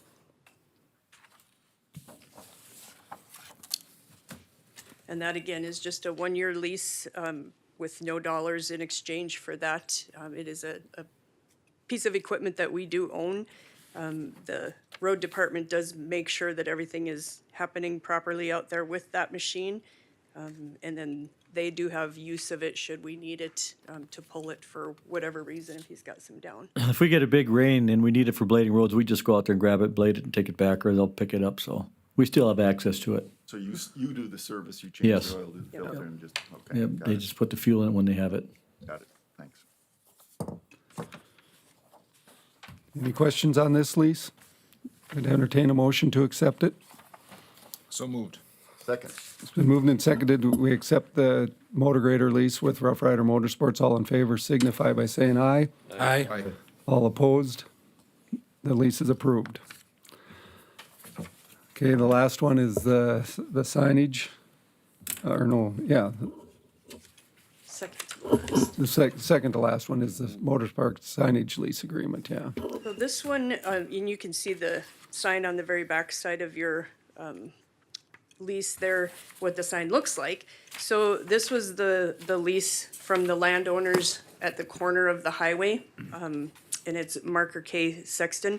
And they have never really wanted anything besides us to pick up garbage and to do some things. So they have not seen this lease yet. I wanted to make sure that you guys were okay with the $1,000 in annual payments that we'll make to them going forward with this lease. And then I will make sure that the garbage is being handled appropriately. They had some complaints about dust, and rightfully so. I was at their house and it was covered in dirt every time one of these events took place. And so the county did go out and put some mag chloride on that road, and I think it's held up really well for them, and all the neighbors are happy with that.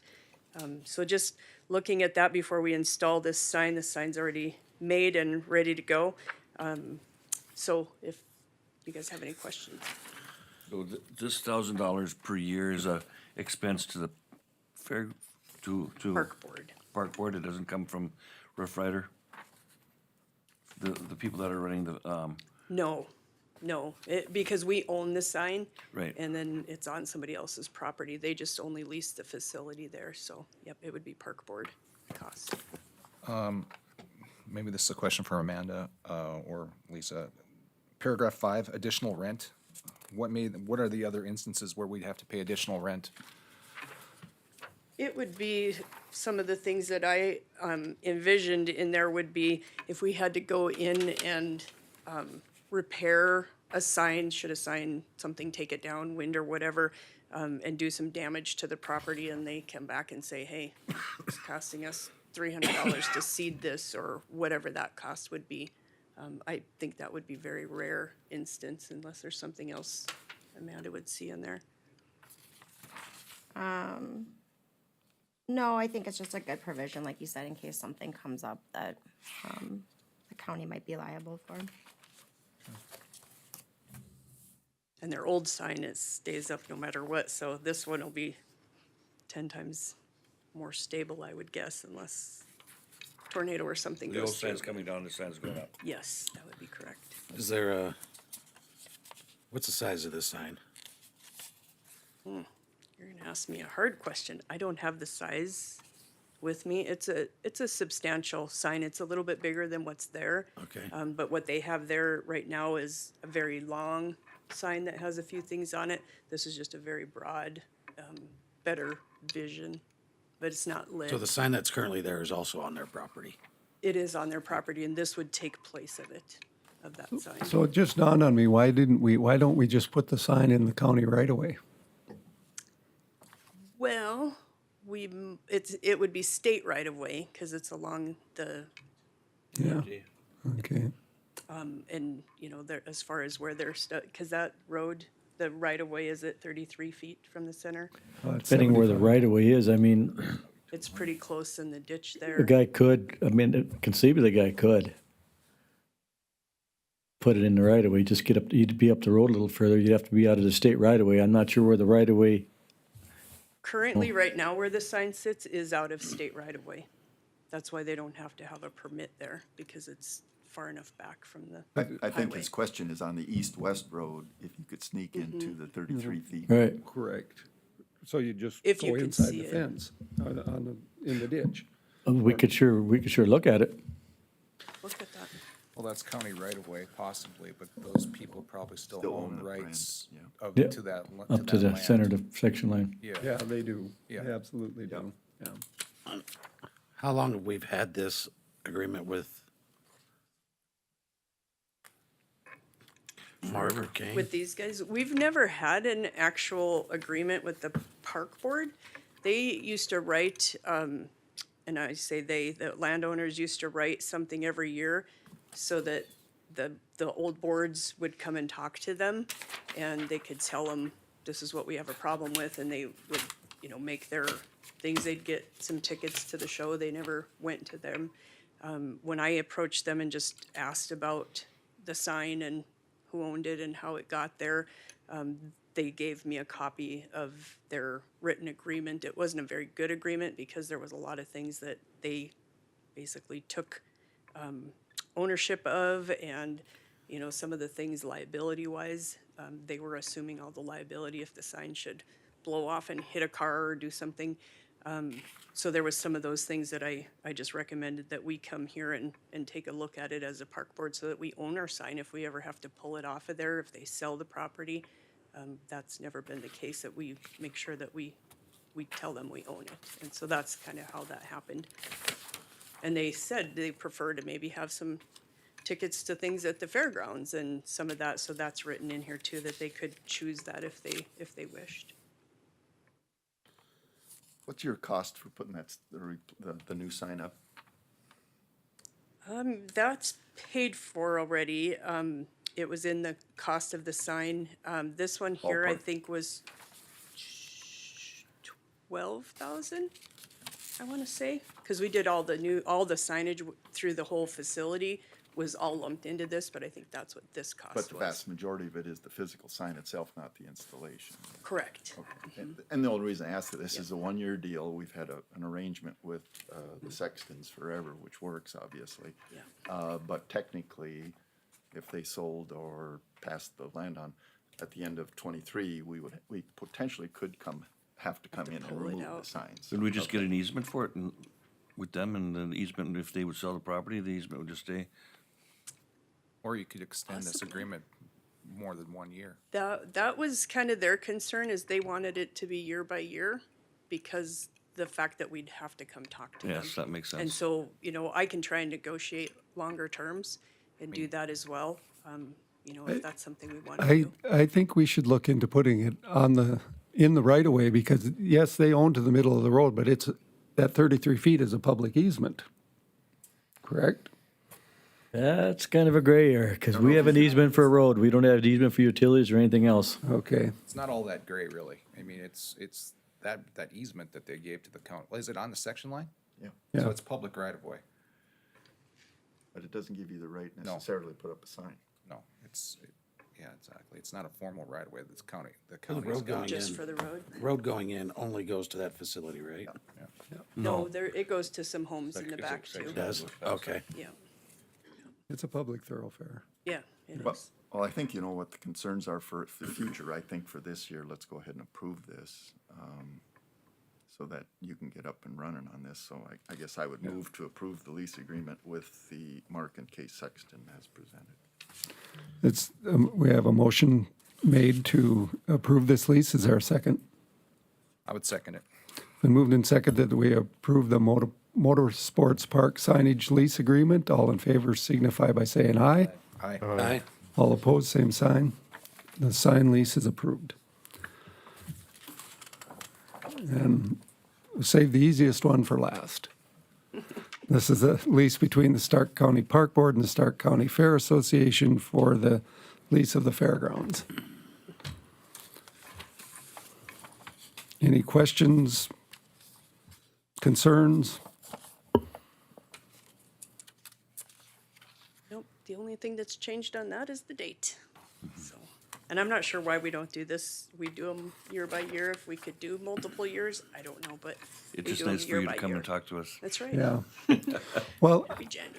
yeah, I don't know. This is such an easy one. Doing it yearly is okay. And then it gives you the flexibility to make a change pretty easily. If Absolutely. you wanted to raise the fees, for example, or, you know, Yep, It absolutely. allows Randy to brush up on his signature. Yeah. yeah. Is there a motion to accept this lease between the Park Board and the Fair Association? I'll make that motion. I'll second it. It's been moved and seconded that we accept the lease between the Park Board and the Fair Association. All in favor signify by saying aye. Aye. All opposed? The lease is approved. That brings us to the end of our agenda.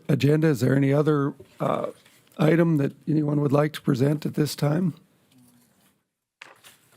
They give you a notice, a new sign at the fairgrounds. Yeah. It's pretty that impressive. Looks nice. Yeah. So I would like to have a motion to adjourn. So moved. Is there a second? I'll second. Are we gonna? All in favor? Aye. Meeting adjourned. Thank you.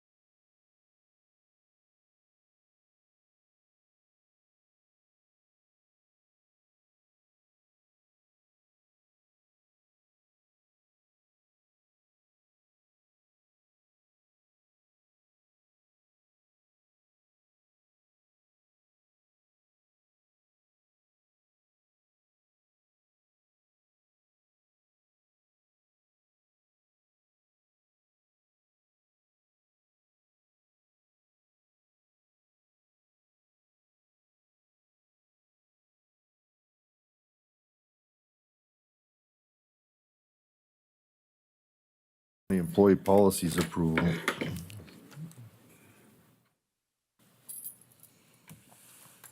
Good morning, Commissioners. I'm Joetta Piercy, Human Resources Director.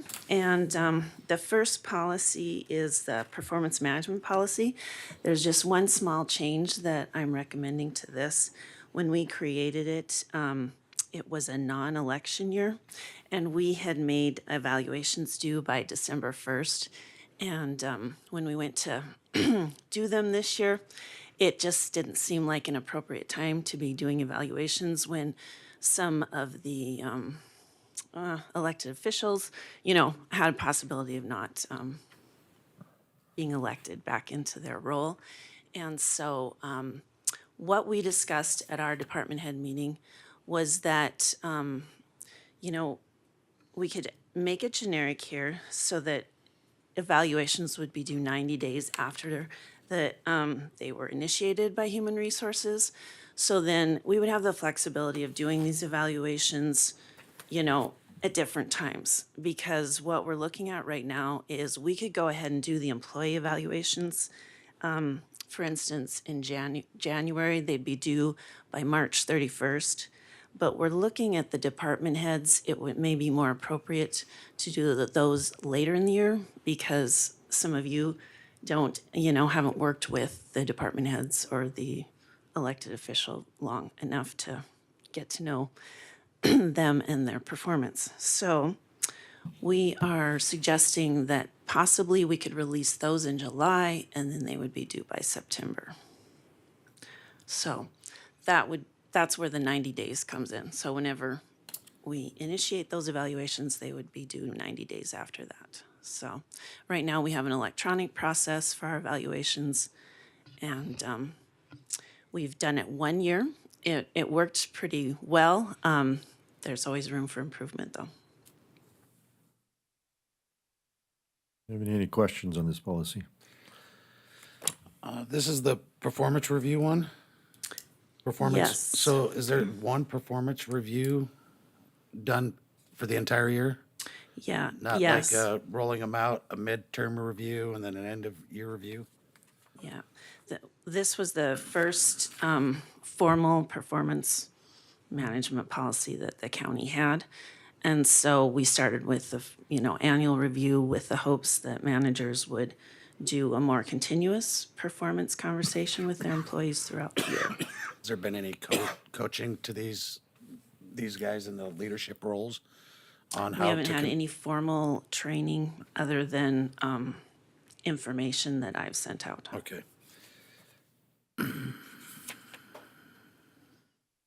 Joetta, just, and I know we're on the policy, but the sentence, and I know maybe that's not appropriate to discuss at this meeting because it's not a proposed change, but the sentence following the proposed change, I evidently missed that a year ago, and I guess I don't know how you want to handle that, but I would want feedback where it said, if you don't do the evaluation, you may lose eligibility for any annual increase in salary. So I'm a performance merit pay guy all in, but I think we should incentivize it, not penalize it. Incentivize, yes. So take a look at that if you would, please. I'm fine with the way you're proposing your language change, but, and again, I must have missed it whenever we did this last year, but anyway, that's my comment. Yeah, I think that was initially put in there because there was concern that this wouldn't have any merit or teeth in it. What would make anybody do an evaluation if there was no, repercussions. But we are not paid by merit based, so this would be the only thing, even in an employee, if their performance wasn't good, we don't have anything in writing that says they wouldn't get their annual budget increase. Oh, no. However, I think part of the initial pushback on this was the employee's record being public, subject to open records or whatever, and so we were trying to balance that confidentiality yet improvement plan for employees. So I don't know the answer to that, but I know that. not either. We could remove this, sentence. It's up to you.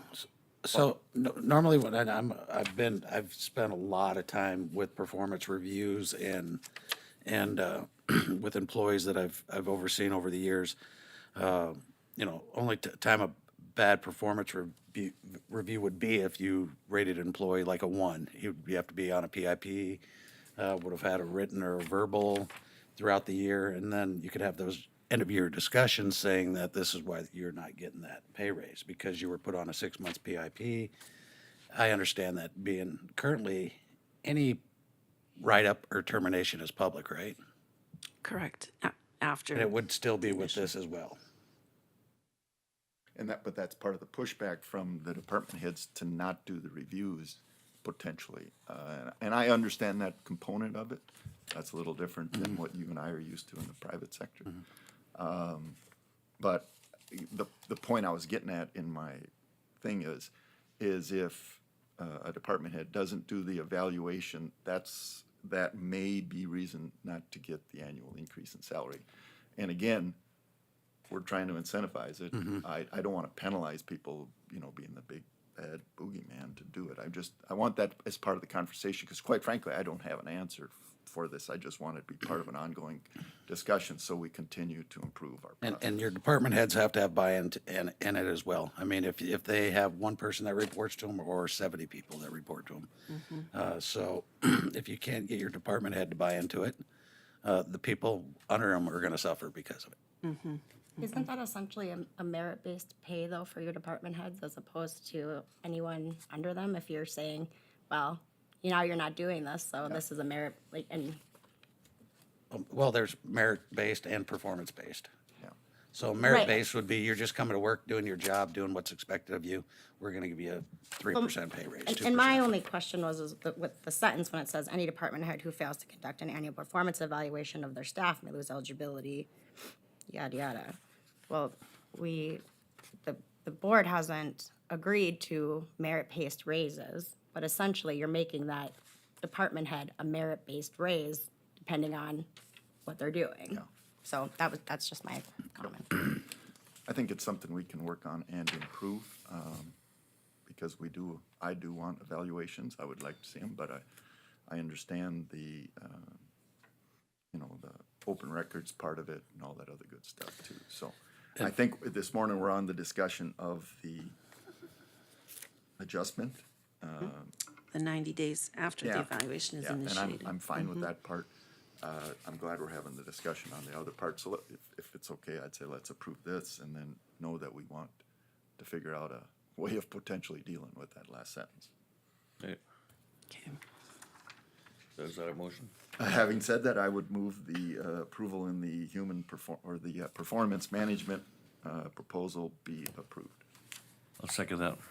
Motion to second. Any other discussion? Just one last thing. With that also, I noticed when I talked to Joanna yesterday, was it yesterday I called you? We don't have a disciplinary policy as well.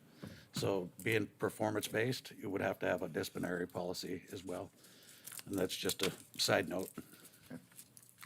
Thank you. Okay. Roll call vote, then Commissioner Masser. Aye. Commissioner Marsh. Aye. Commissioner White. Aye. Commissioner Clares. Aye. Chair votes aye, motion carried. Next policy then is travel, meals, and lodging.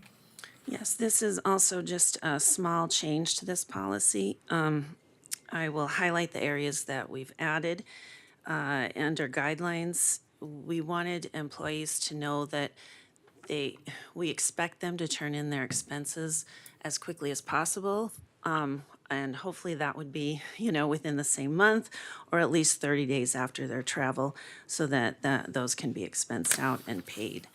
And then if they have any questions in the reimbursement process, they should speak with their supervisor or accounts payable too, because we didn't have a policy before, so employees would just travel and then we would have to figure out, you know, all the issues that came up during that travel. If, you know, they were charged taxes or things along that line on lodging. That seemed to be one of the biggest things was the lodging, because we did add that was under lodging. So we qualify for tax exemption. Most people will give us the state rate and then we're not charged any taxes. But those places that do that typically have a tax exempt certificate from us. So when people would go to new places, then they would have to do this process and they were unaware of it. So we added in some examples of how to do that. What else did I miss? Oh, on the meals, we had a few people that charged a county credit card for meals. And that's just very difficult to do because you get paid a per diem for a meal. And so it was a constant balancing act of trying to figure out how much the county paid more than the per diem, or at some case, an employee actually bought a meal for somebody else, which, you know, we can't do. So then we have to get money back from the employee, and that's always difficult to do. So I just put in there, the county credit cards may not be used to pay for employee meals. Each employee should claim their own per diem meal expense on a travel expense voucher. I think number 7, I did also add the employee can only claim one meal allowance for quarters 1, 2, and 3 if all requirements are met. So therefore, you can't pay for somebody else's meal. They should fill out their own travel expense voucher. Is there any reason for all per diems? There's obviously, there's no fourth per diem, right? The fourth quarter is overnight, So there so is- it's just yeah. the lodging, yeah. Okay. The last one I added under lodging was that in the event that a room reservation has been made, an employee or an elected official will not be using it, they are responsible to cancel the room, because we've had instances where we've scheduled a room, and then they don't show up, and then we have to end up paying for it, so.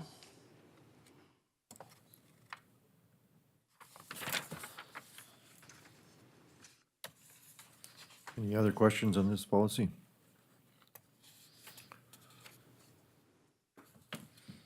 Okay, look for a motion then to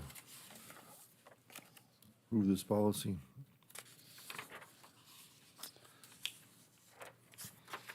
I make a motion to accept the new guidelines for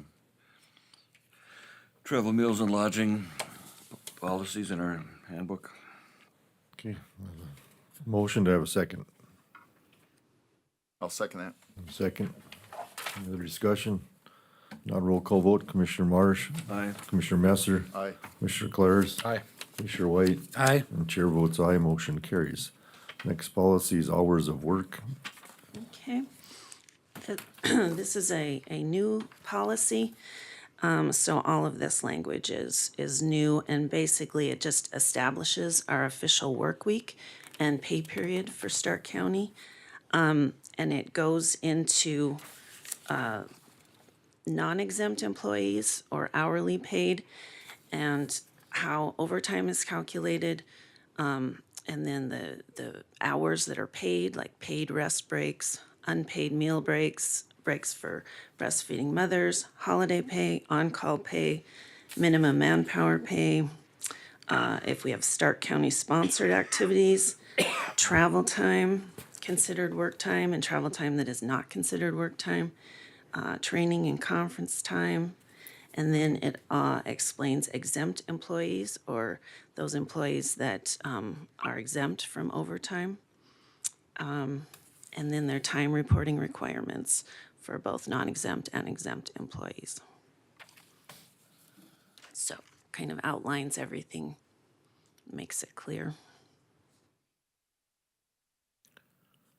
Any questions on this policy?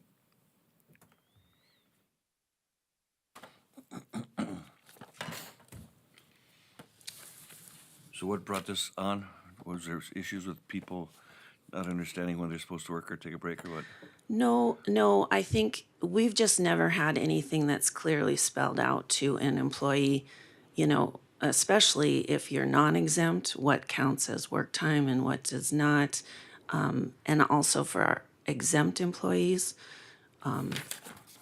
what the difference is between those.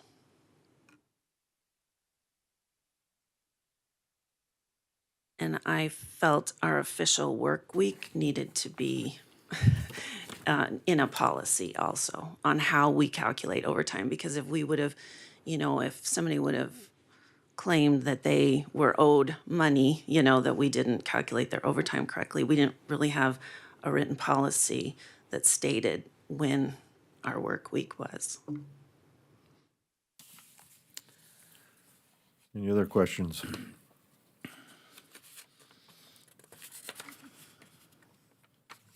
Mr. Chairman, I would move that we approve the hours of work policy as presented. Okay, I have a motion. Do I have a second? Second. A second. Any discussion? Roll call vote, then Commissioner Messer. Aye. Commissioner Claris. Aye. Commissioner Marsh. Aye. Commissioner White. Aye. The chair votes aye, motion carries. Next is, next policy then. bereavement leave. Bereavement. Yes, so in our employee handbook, we had a paragraph on funeral leave, and I just expanded on that. Basically, it says who's eligible for this, and that the old paragraph, you know, continued to have 3 8-hour days of bereavement leave, or they called it funeral leave in the handbook, with pay for the death of an immediate family member. We added on to this 1 8-hour day of bereavement leave with pay for the death of an employee's directly related aunt or uncle, nephew or niece, and first cousin. The other, under number 6, we added in the ability for employees to use 80 hours of their sick time for bereavement leave also, if it was a family member. So right now, employees can use up to 80 hours of sick time for family illness, so we just included the bereavement leave within that 80 hours.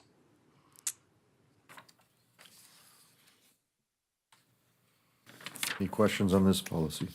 Parts 1 and 2 are separate, not combined. Correct, yes, so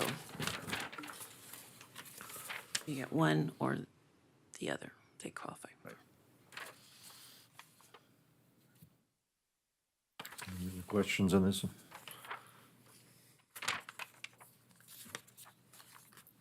I look for a motion then to approve this policy. I move to accept the bereavement leave policy updated today. Okay, I have a motion. Do I have a second? Second. I have a second. Any other discussion? Roll call vote then Commissioner Marsh. Aye. Commissioner White. Aye. Commissioner Claris. Aye. Commissioner Messer. Aye. And the chair votes aye, motion carried. Next on the policy is leave without pay. Okay. Leave without pay, we also have this in our employee handbook. It was quite a long process, and what I'd found in administering this is that typically when people are taking leave without pay, they're eligible for it anyway. For instance, they are eligible for FMLA, Family Medical Leave Act.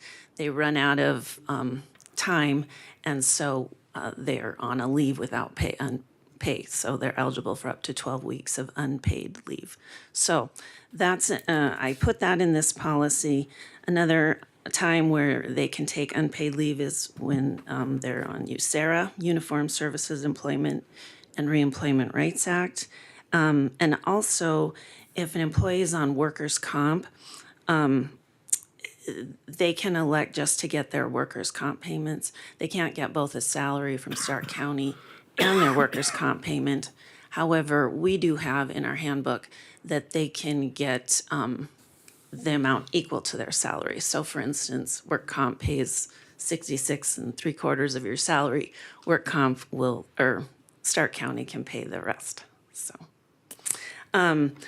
The other instance where people have to use this is typically when they're first hired, something happens, or they've already planned a vacation when they were hired or something along that line, and they need to take time off without pay. So basically, with this policy, they go through the request through their direct supervisor. They determine, whether they're able to do that, or would it disrupt the county operations or services too much, type of a thing.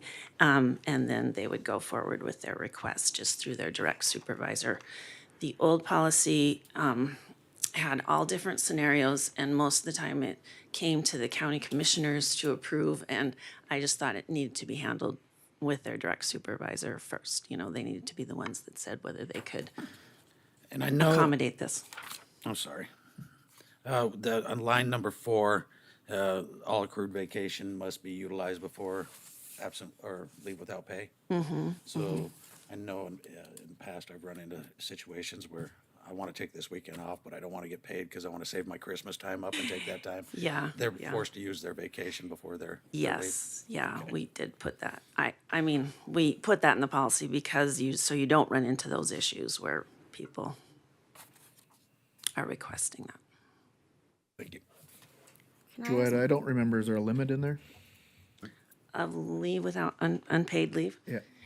Yes, it is 84 days in a 12-month period, which is the 12 weeks of unpaid leave, essentially. Yeah. And I was actually gonna ask a question about that too. Okay. Does that come from some sort of like federal law or something like that? I mean, I know 84 days is a lot, but I can think of all kinds of scenarios, like maybe there's a very premature baby that has to be in the NICU out of state, or cancer or something like that. So I guess my question is that something that the commission wants to say, 84 days unless approved by department head or portfolio holder or something along those lines? So it's not just an absolute cut and dry, and then you don't really have any discretion unless you're coming back and amending the policy.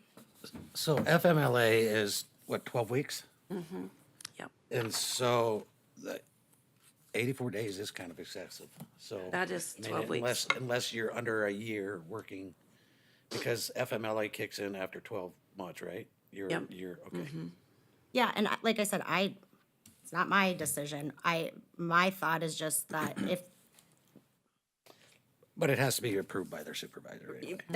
that's my thought is over the 84 days, does the commission want discretion in allowing over that? Because you never know what kind of scenario might come up. Like I said, it's easier to do it now than amend it after the fact.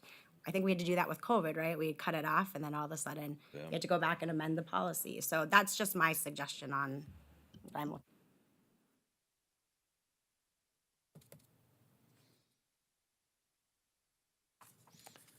I guess I don't know what I'd need, leave without pay for 84 days. Well, I and mean, typically, someone is gonna be on, they're gonna have some sick time and some vacation time. So they're already going to have been on some sort of a time off before they get into their unpaid leave.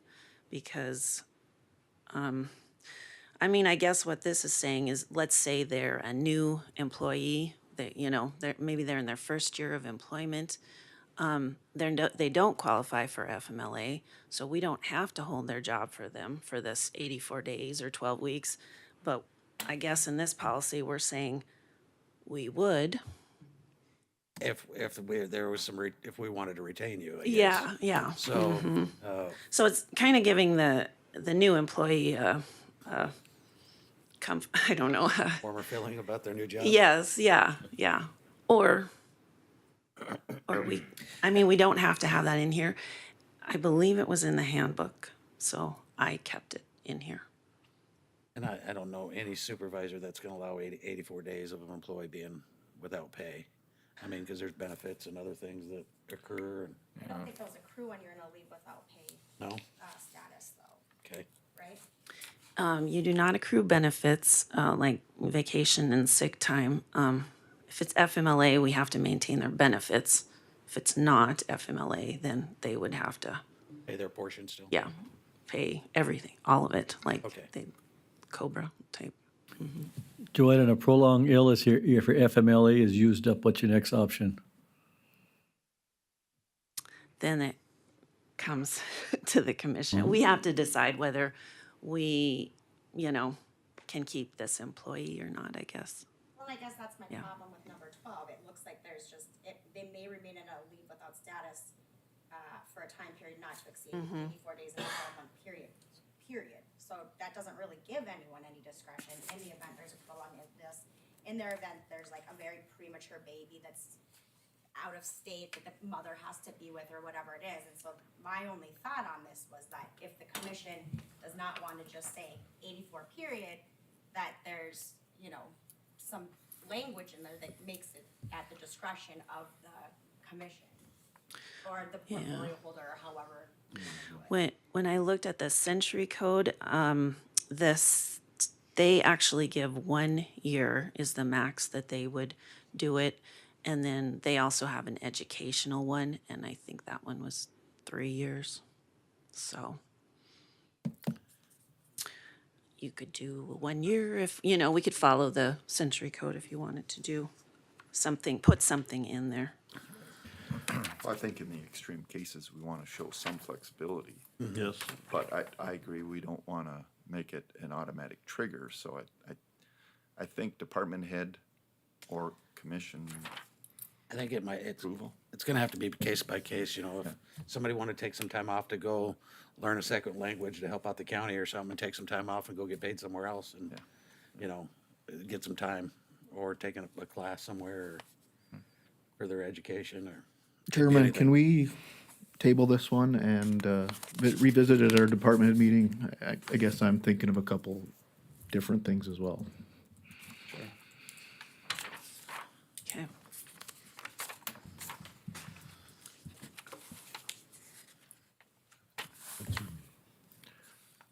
I would Is move there to table wishes? until, Okay, on this particular one, until, get some input from department head. I'll second. okay. Well, we have a motion and a second. All in favor of tabling this policy, state aye. Aye. Those opposed, motion carries. And we'll go on to the next policy, volunteering policy. Okay. I was asked to create a policy on this. We didn't have anything formal in writing. We had an employee that wanted to volunteer for emergency services.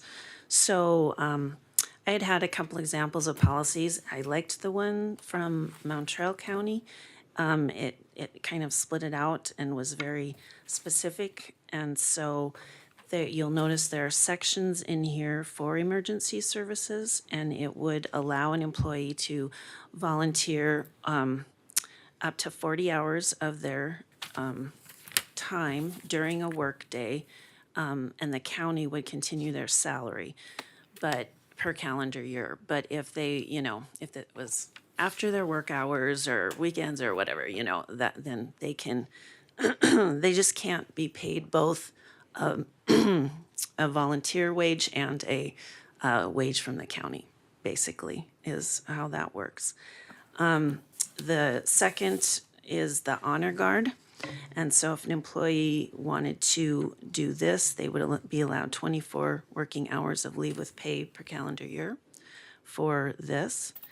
And the last example is an election worker. So, you know, when we have elections, if an employee sits, you know, and helps out an election, they can't get paid an election wage and their county wage.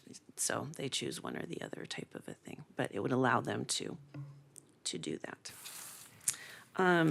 I also added Stark County sponsored events because we do have certain things where employees help out. And it's always a question of, well, do they have to, you know, clock out for their lunch, or can they help out with this? And so Stark County sponsored events, if their manager approves it, then they can help out and be paid. If it's a non-county sponsored event though, then they should, you know, clock out, not be paid when they volunteer for those things. Any questions on this policy?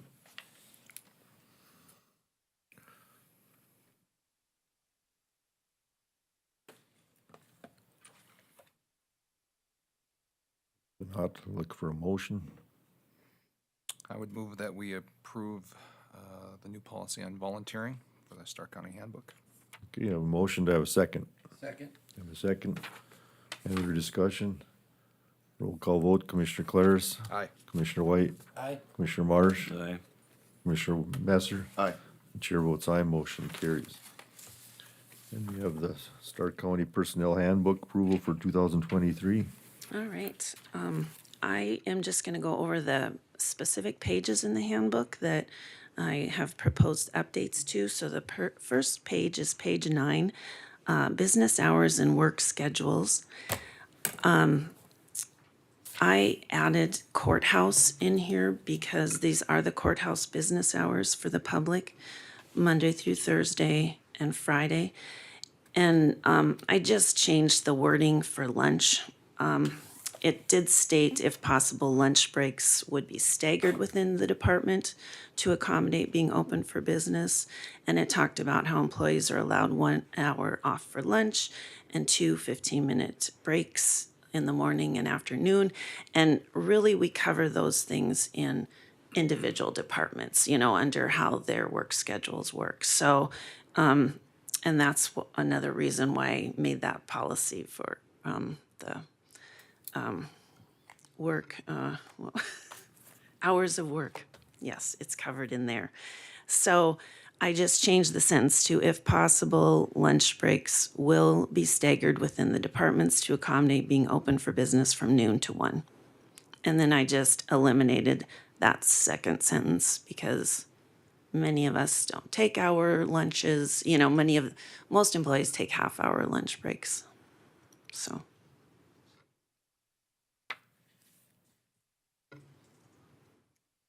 Is that the only approval you're asking for? No, I have others. Do you want me to do them all? So Well, you can. I don't have anything in front of me. I didn't get anything. The handbook was 100 and Okay.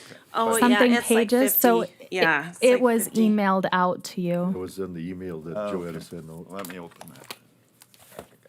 When I couldn't open it, it was too full. Yeah. How many of these do you have to go through? The only reason I ask is I have an appointment at noon, and I know Right.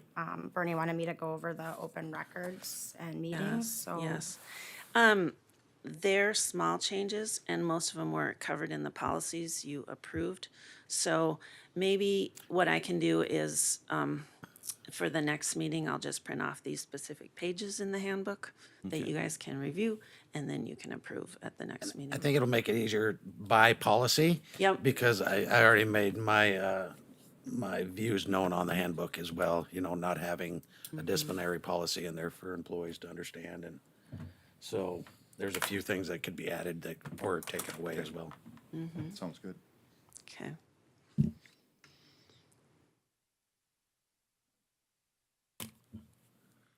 All right. Okay, thank you. Thanks. And your last item. Bernie's item. What do I do? No, she's, okay, I guess, Gonna Mandy, bring you're, it back next meeting. okay, Yep. Mandy, you were gonna talk about then open records. Sure. So right before the meeting, I emailed you all just kind of a short version of an open meetings guide from the Attorney General office, the Attorney General's office.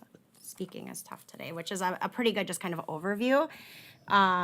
Open records and open meetings can cause quite a bit of contention for government agencies. I'm sure some of you probably saw the headlines just a couple weeks ago or a week ago with Billings County, so you want to be careful.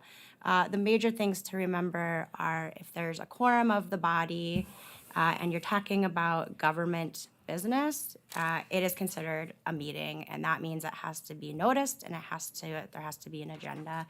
And that doesn't mean just in person. That can be like a email, text, group phone call, anything like that. So if there's a quorum and you're talking about government business, it is a meeting and you are subject to open records, open meetings laws.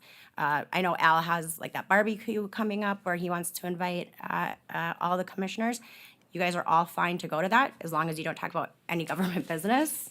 So if you're just going and, you know, friendly, whatever, that's no big deal. If you think there's gonna be government business that is going to be discussed, then we have to notice that that meeting is going to happen. And in the past, we've done it and said, we expect a quorum of the commissioners to be here. We don't anticipate any county business to be spoken about. However, here's the official notice so that we're covered. Agendas on meetings, as long as it's not a special meeting or an emergency meeting, can be amended. But if it's a special meeting or an emergency meeting, nothing off topic can be spoken about. Executive sessions are another kind of interesting portion of a meeting. Executive session means that it's closed to the public. It has to be noticed appropriately. There has to be a motion to go into executive session. And again, just like a special meeting, only the topic that is discussed, or only the topic that is noticed can be discussed, and then no actual decisions can be made in that executive session. Those have to be, you have to exit executive session, and then those decisions for the government body have to be made outside of executive session. open records. So we've tried to tighten up the open records procedure.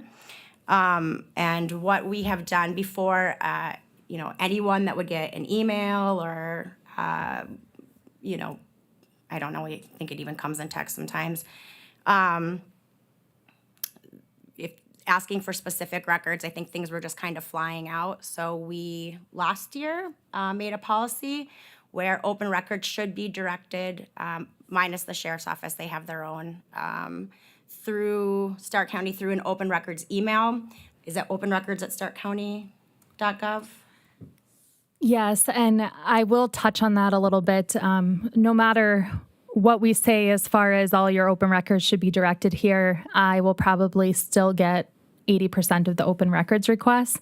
And the public doesn't necessarily, even though we say they should be directed here, they don't actually have to follow it. So probably the majority of your open records requests will come from me. And then if it's not related to my department directly, I have been sending them on to the open records email and Amanda so that they can get them out to the correct department. Because I think everybody just assumes that if, I'm going to email the auditor, even though it's not my department. So we are working on that, but it's not. And the reason I bring this up is 100%. because, like she said, it's not always going to happen that way. So if you get an open records request to your county email, to your cell phone, things like that, please let one of us be aware so we can gather the documents. The other thing, the reason I say that is because if you look under 4404, there are quite a few things that need to be redacted for open records requests or certain things, and you want to make sure that you're not putting things out in the public that under law need to be redacted. So if you have questions, you can certainly just ask any of us. Or ask me. There is a little training session that the Association of Counties puts on regarding open records. If you take a quick look at this, the quick guidelines and still want the training, I'm sure Karen can. Actually, I think it might be mandatory for new commissioners through ILG and DACO. They have a meetings one and they have an open records one. And Those are actually very good. You're right. yes. And so if you need that information, get enrolled in that. I know that if you miss the date that they're having it here soon, because I want to say that the meetings one was here in January, you're able to email the NDACO person and they can actually just send you the recorded version. And then you have, I think it's like 2 weeks to watch it before that recording expires. Yeah, I sat in on that one. Okay. So if you see a meeting come up on NDACO, be aware that I can't listen to this from 11 to 1, you can just request the recording and then access it after, because they're all recorded. And the main thing I just want to touch on with open records is the statute says that we have to comply with them in a reasonable amount of time.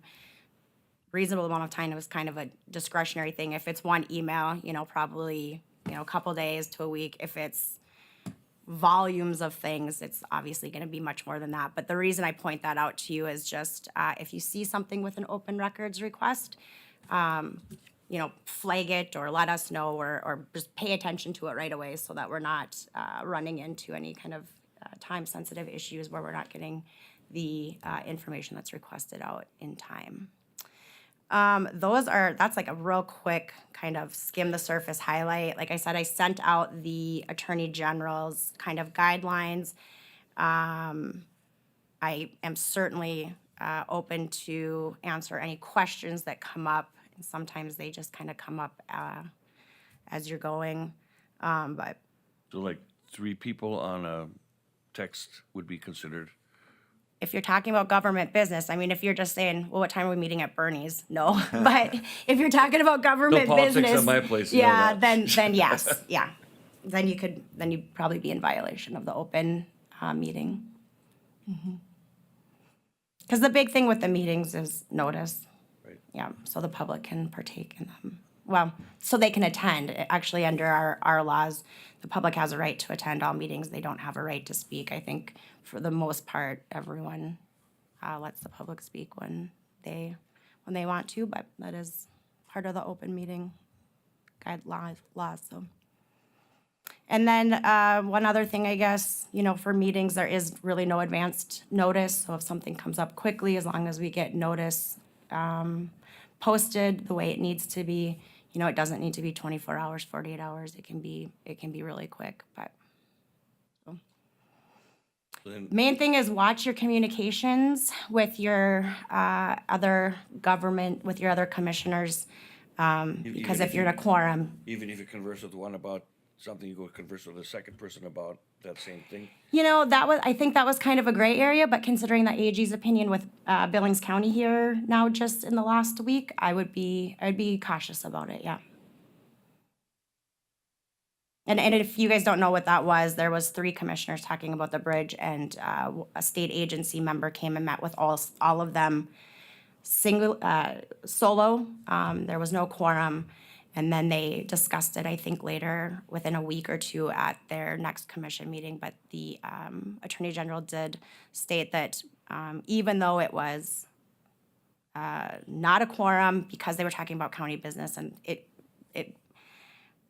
he didn't say, I don't think that they were trying to kind of flaunt the quorum law, but that's, just be careful of those things, so. And perception is reality, so whatever people think they see is actually what they saw. And just an FYI, it's much easier to just do it right up front than for me to have to try to respond to an Attorney General's,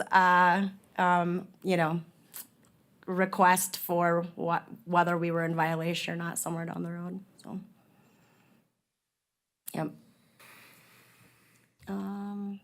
That's kind of the highlights. Like I said, I sent that open meetings guide, but if you have other kind of more in-depth questions, let me know. The big thing is when documents are requested, just making sure that we get them in a timely manner, and then that we get them redacted correctly. And they're also, if they're really big open records requests, there is statutory provisions for us to be able to charge, so that we're not, it's not just a, volunteer time, so.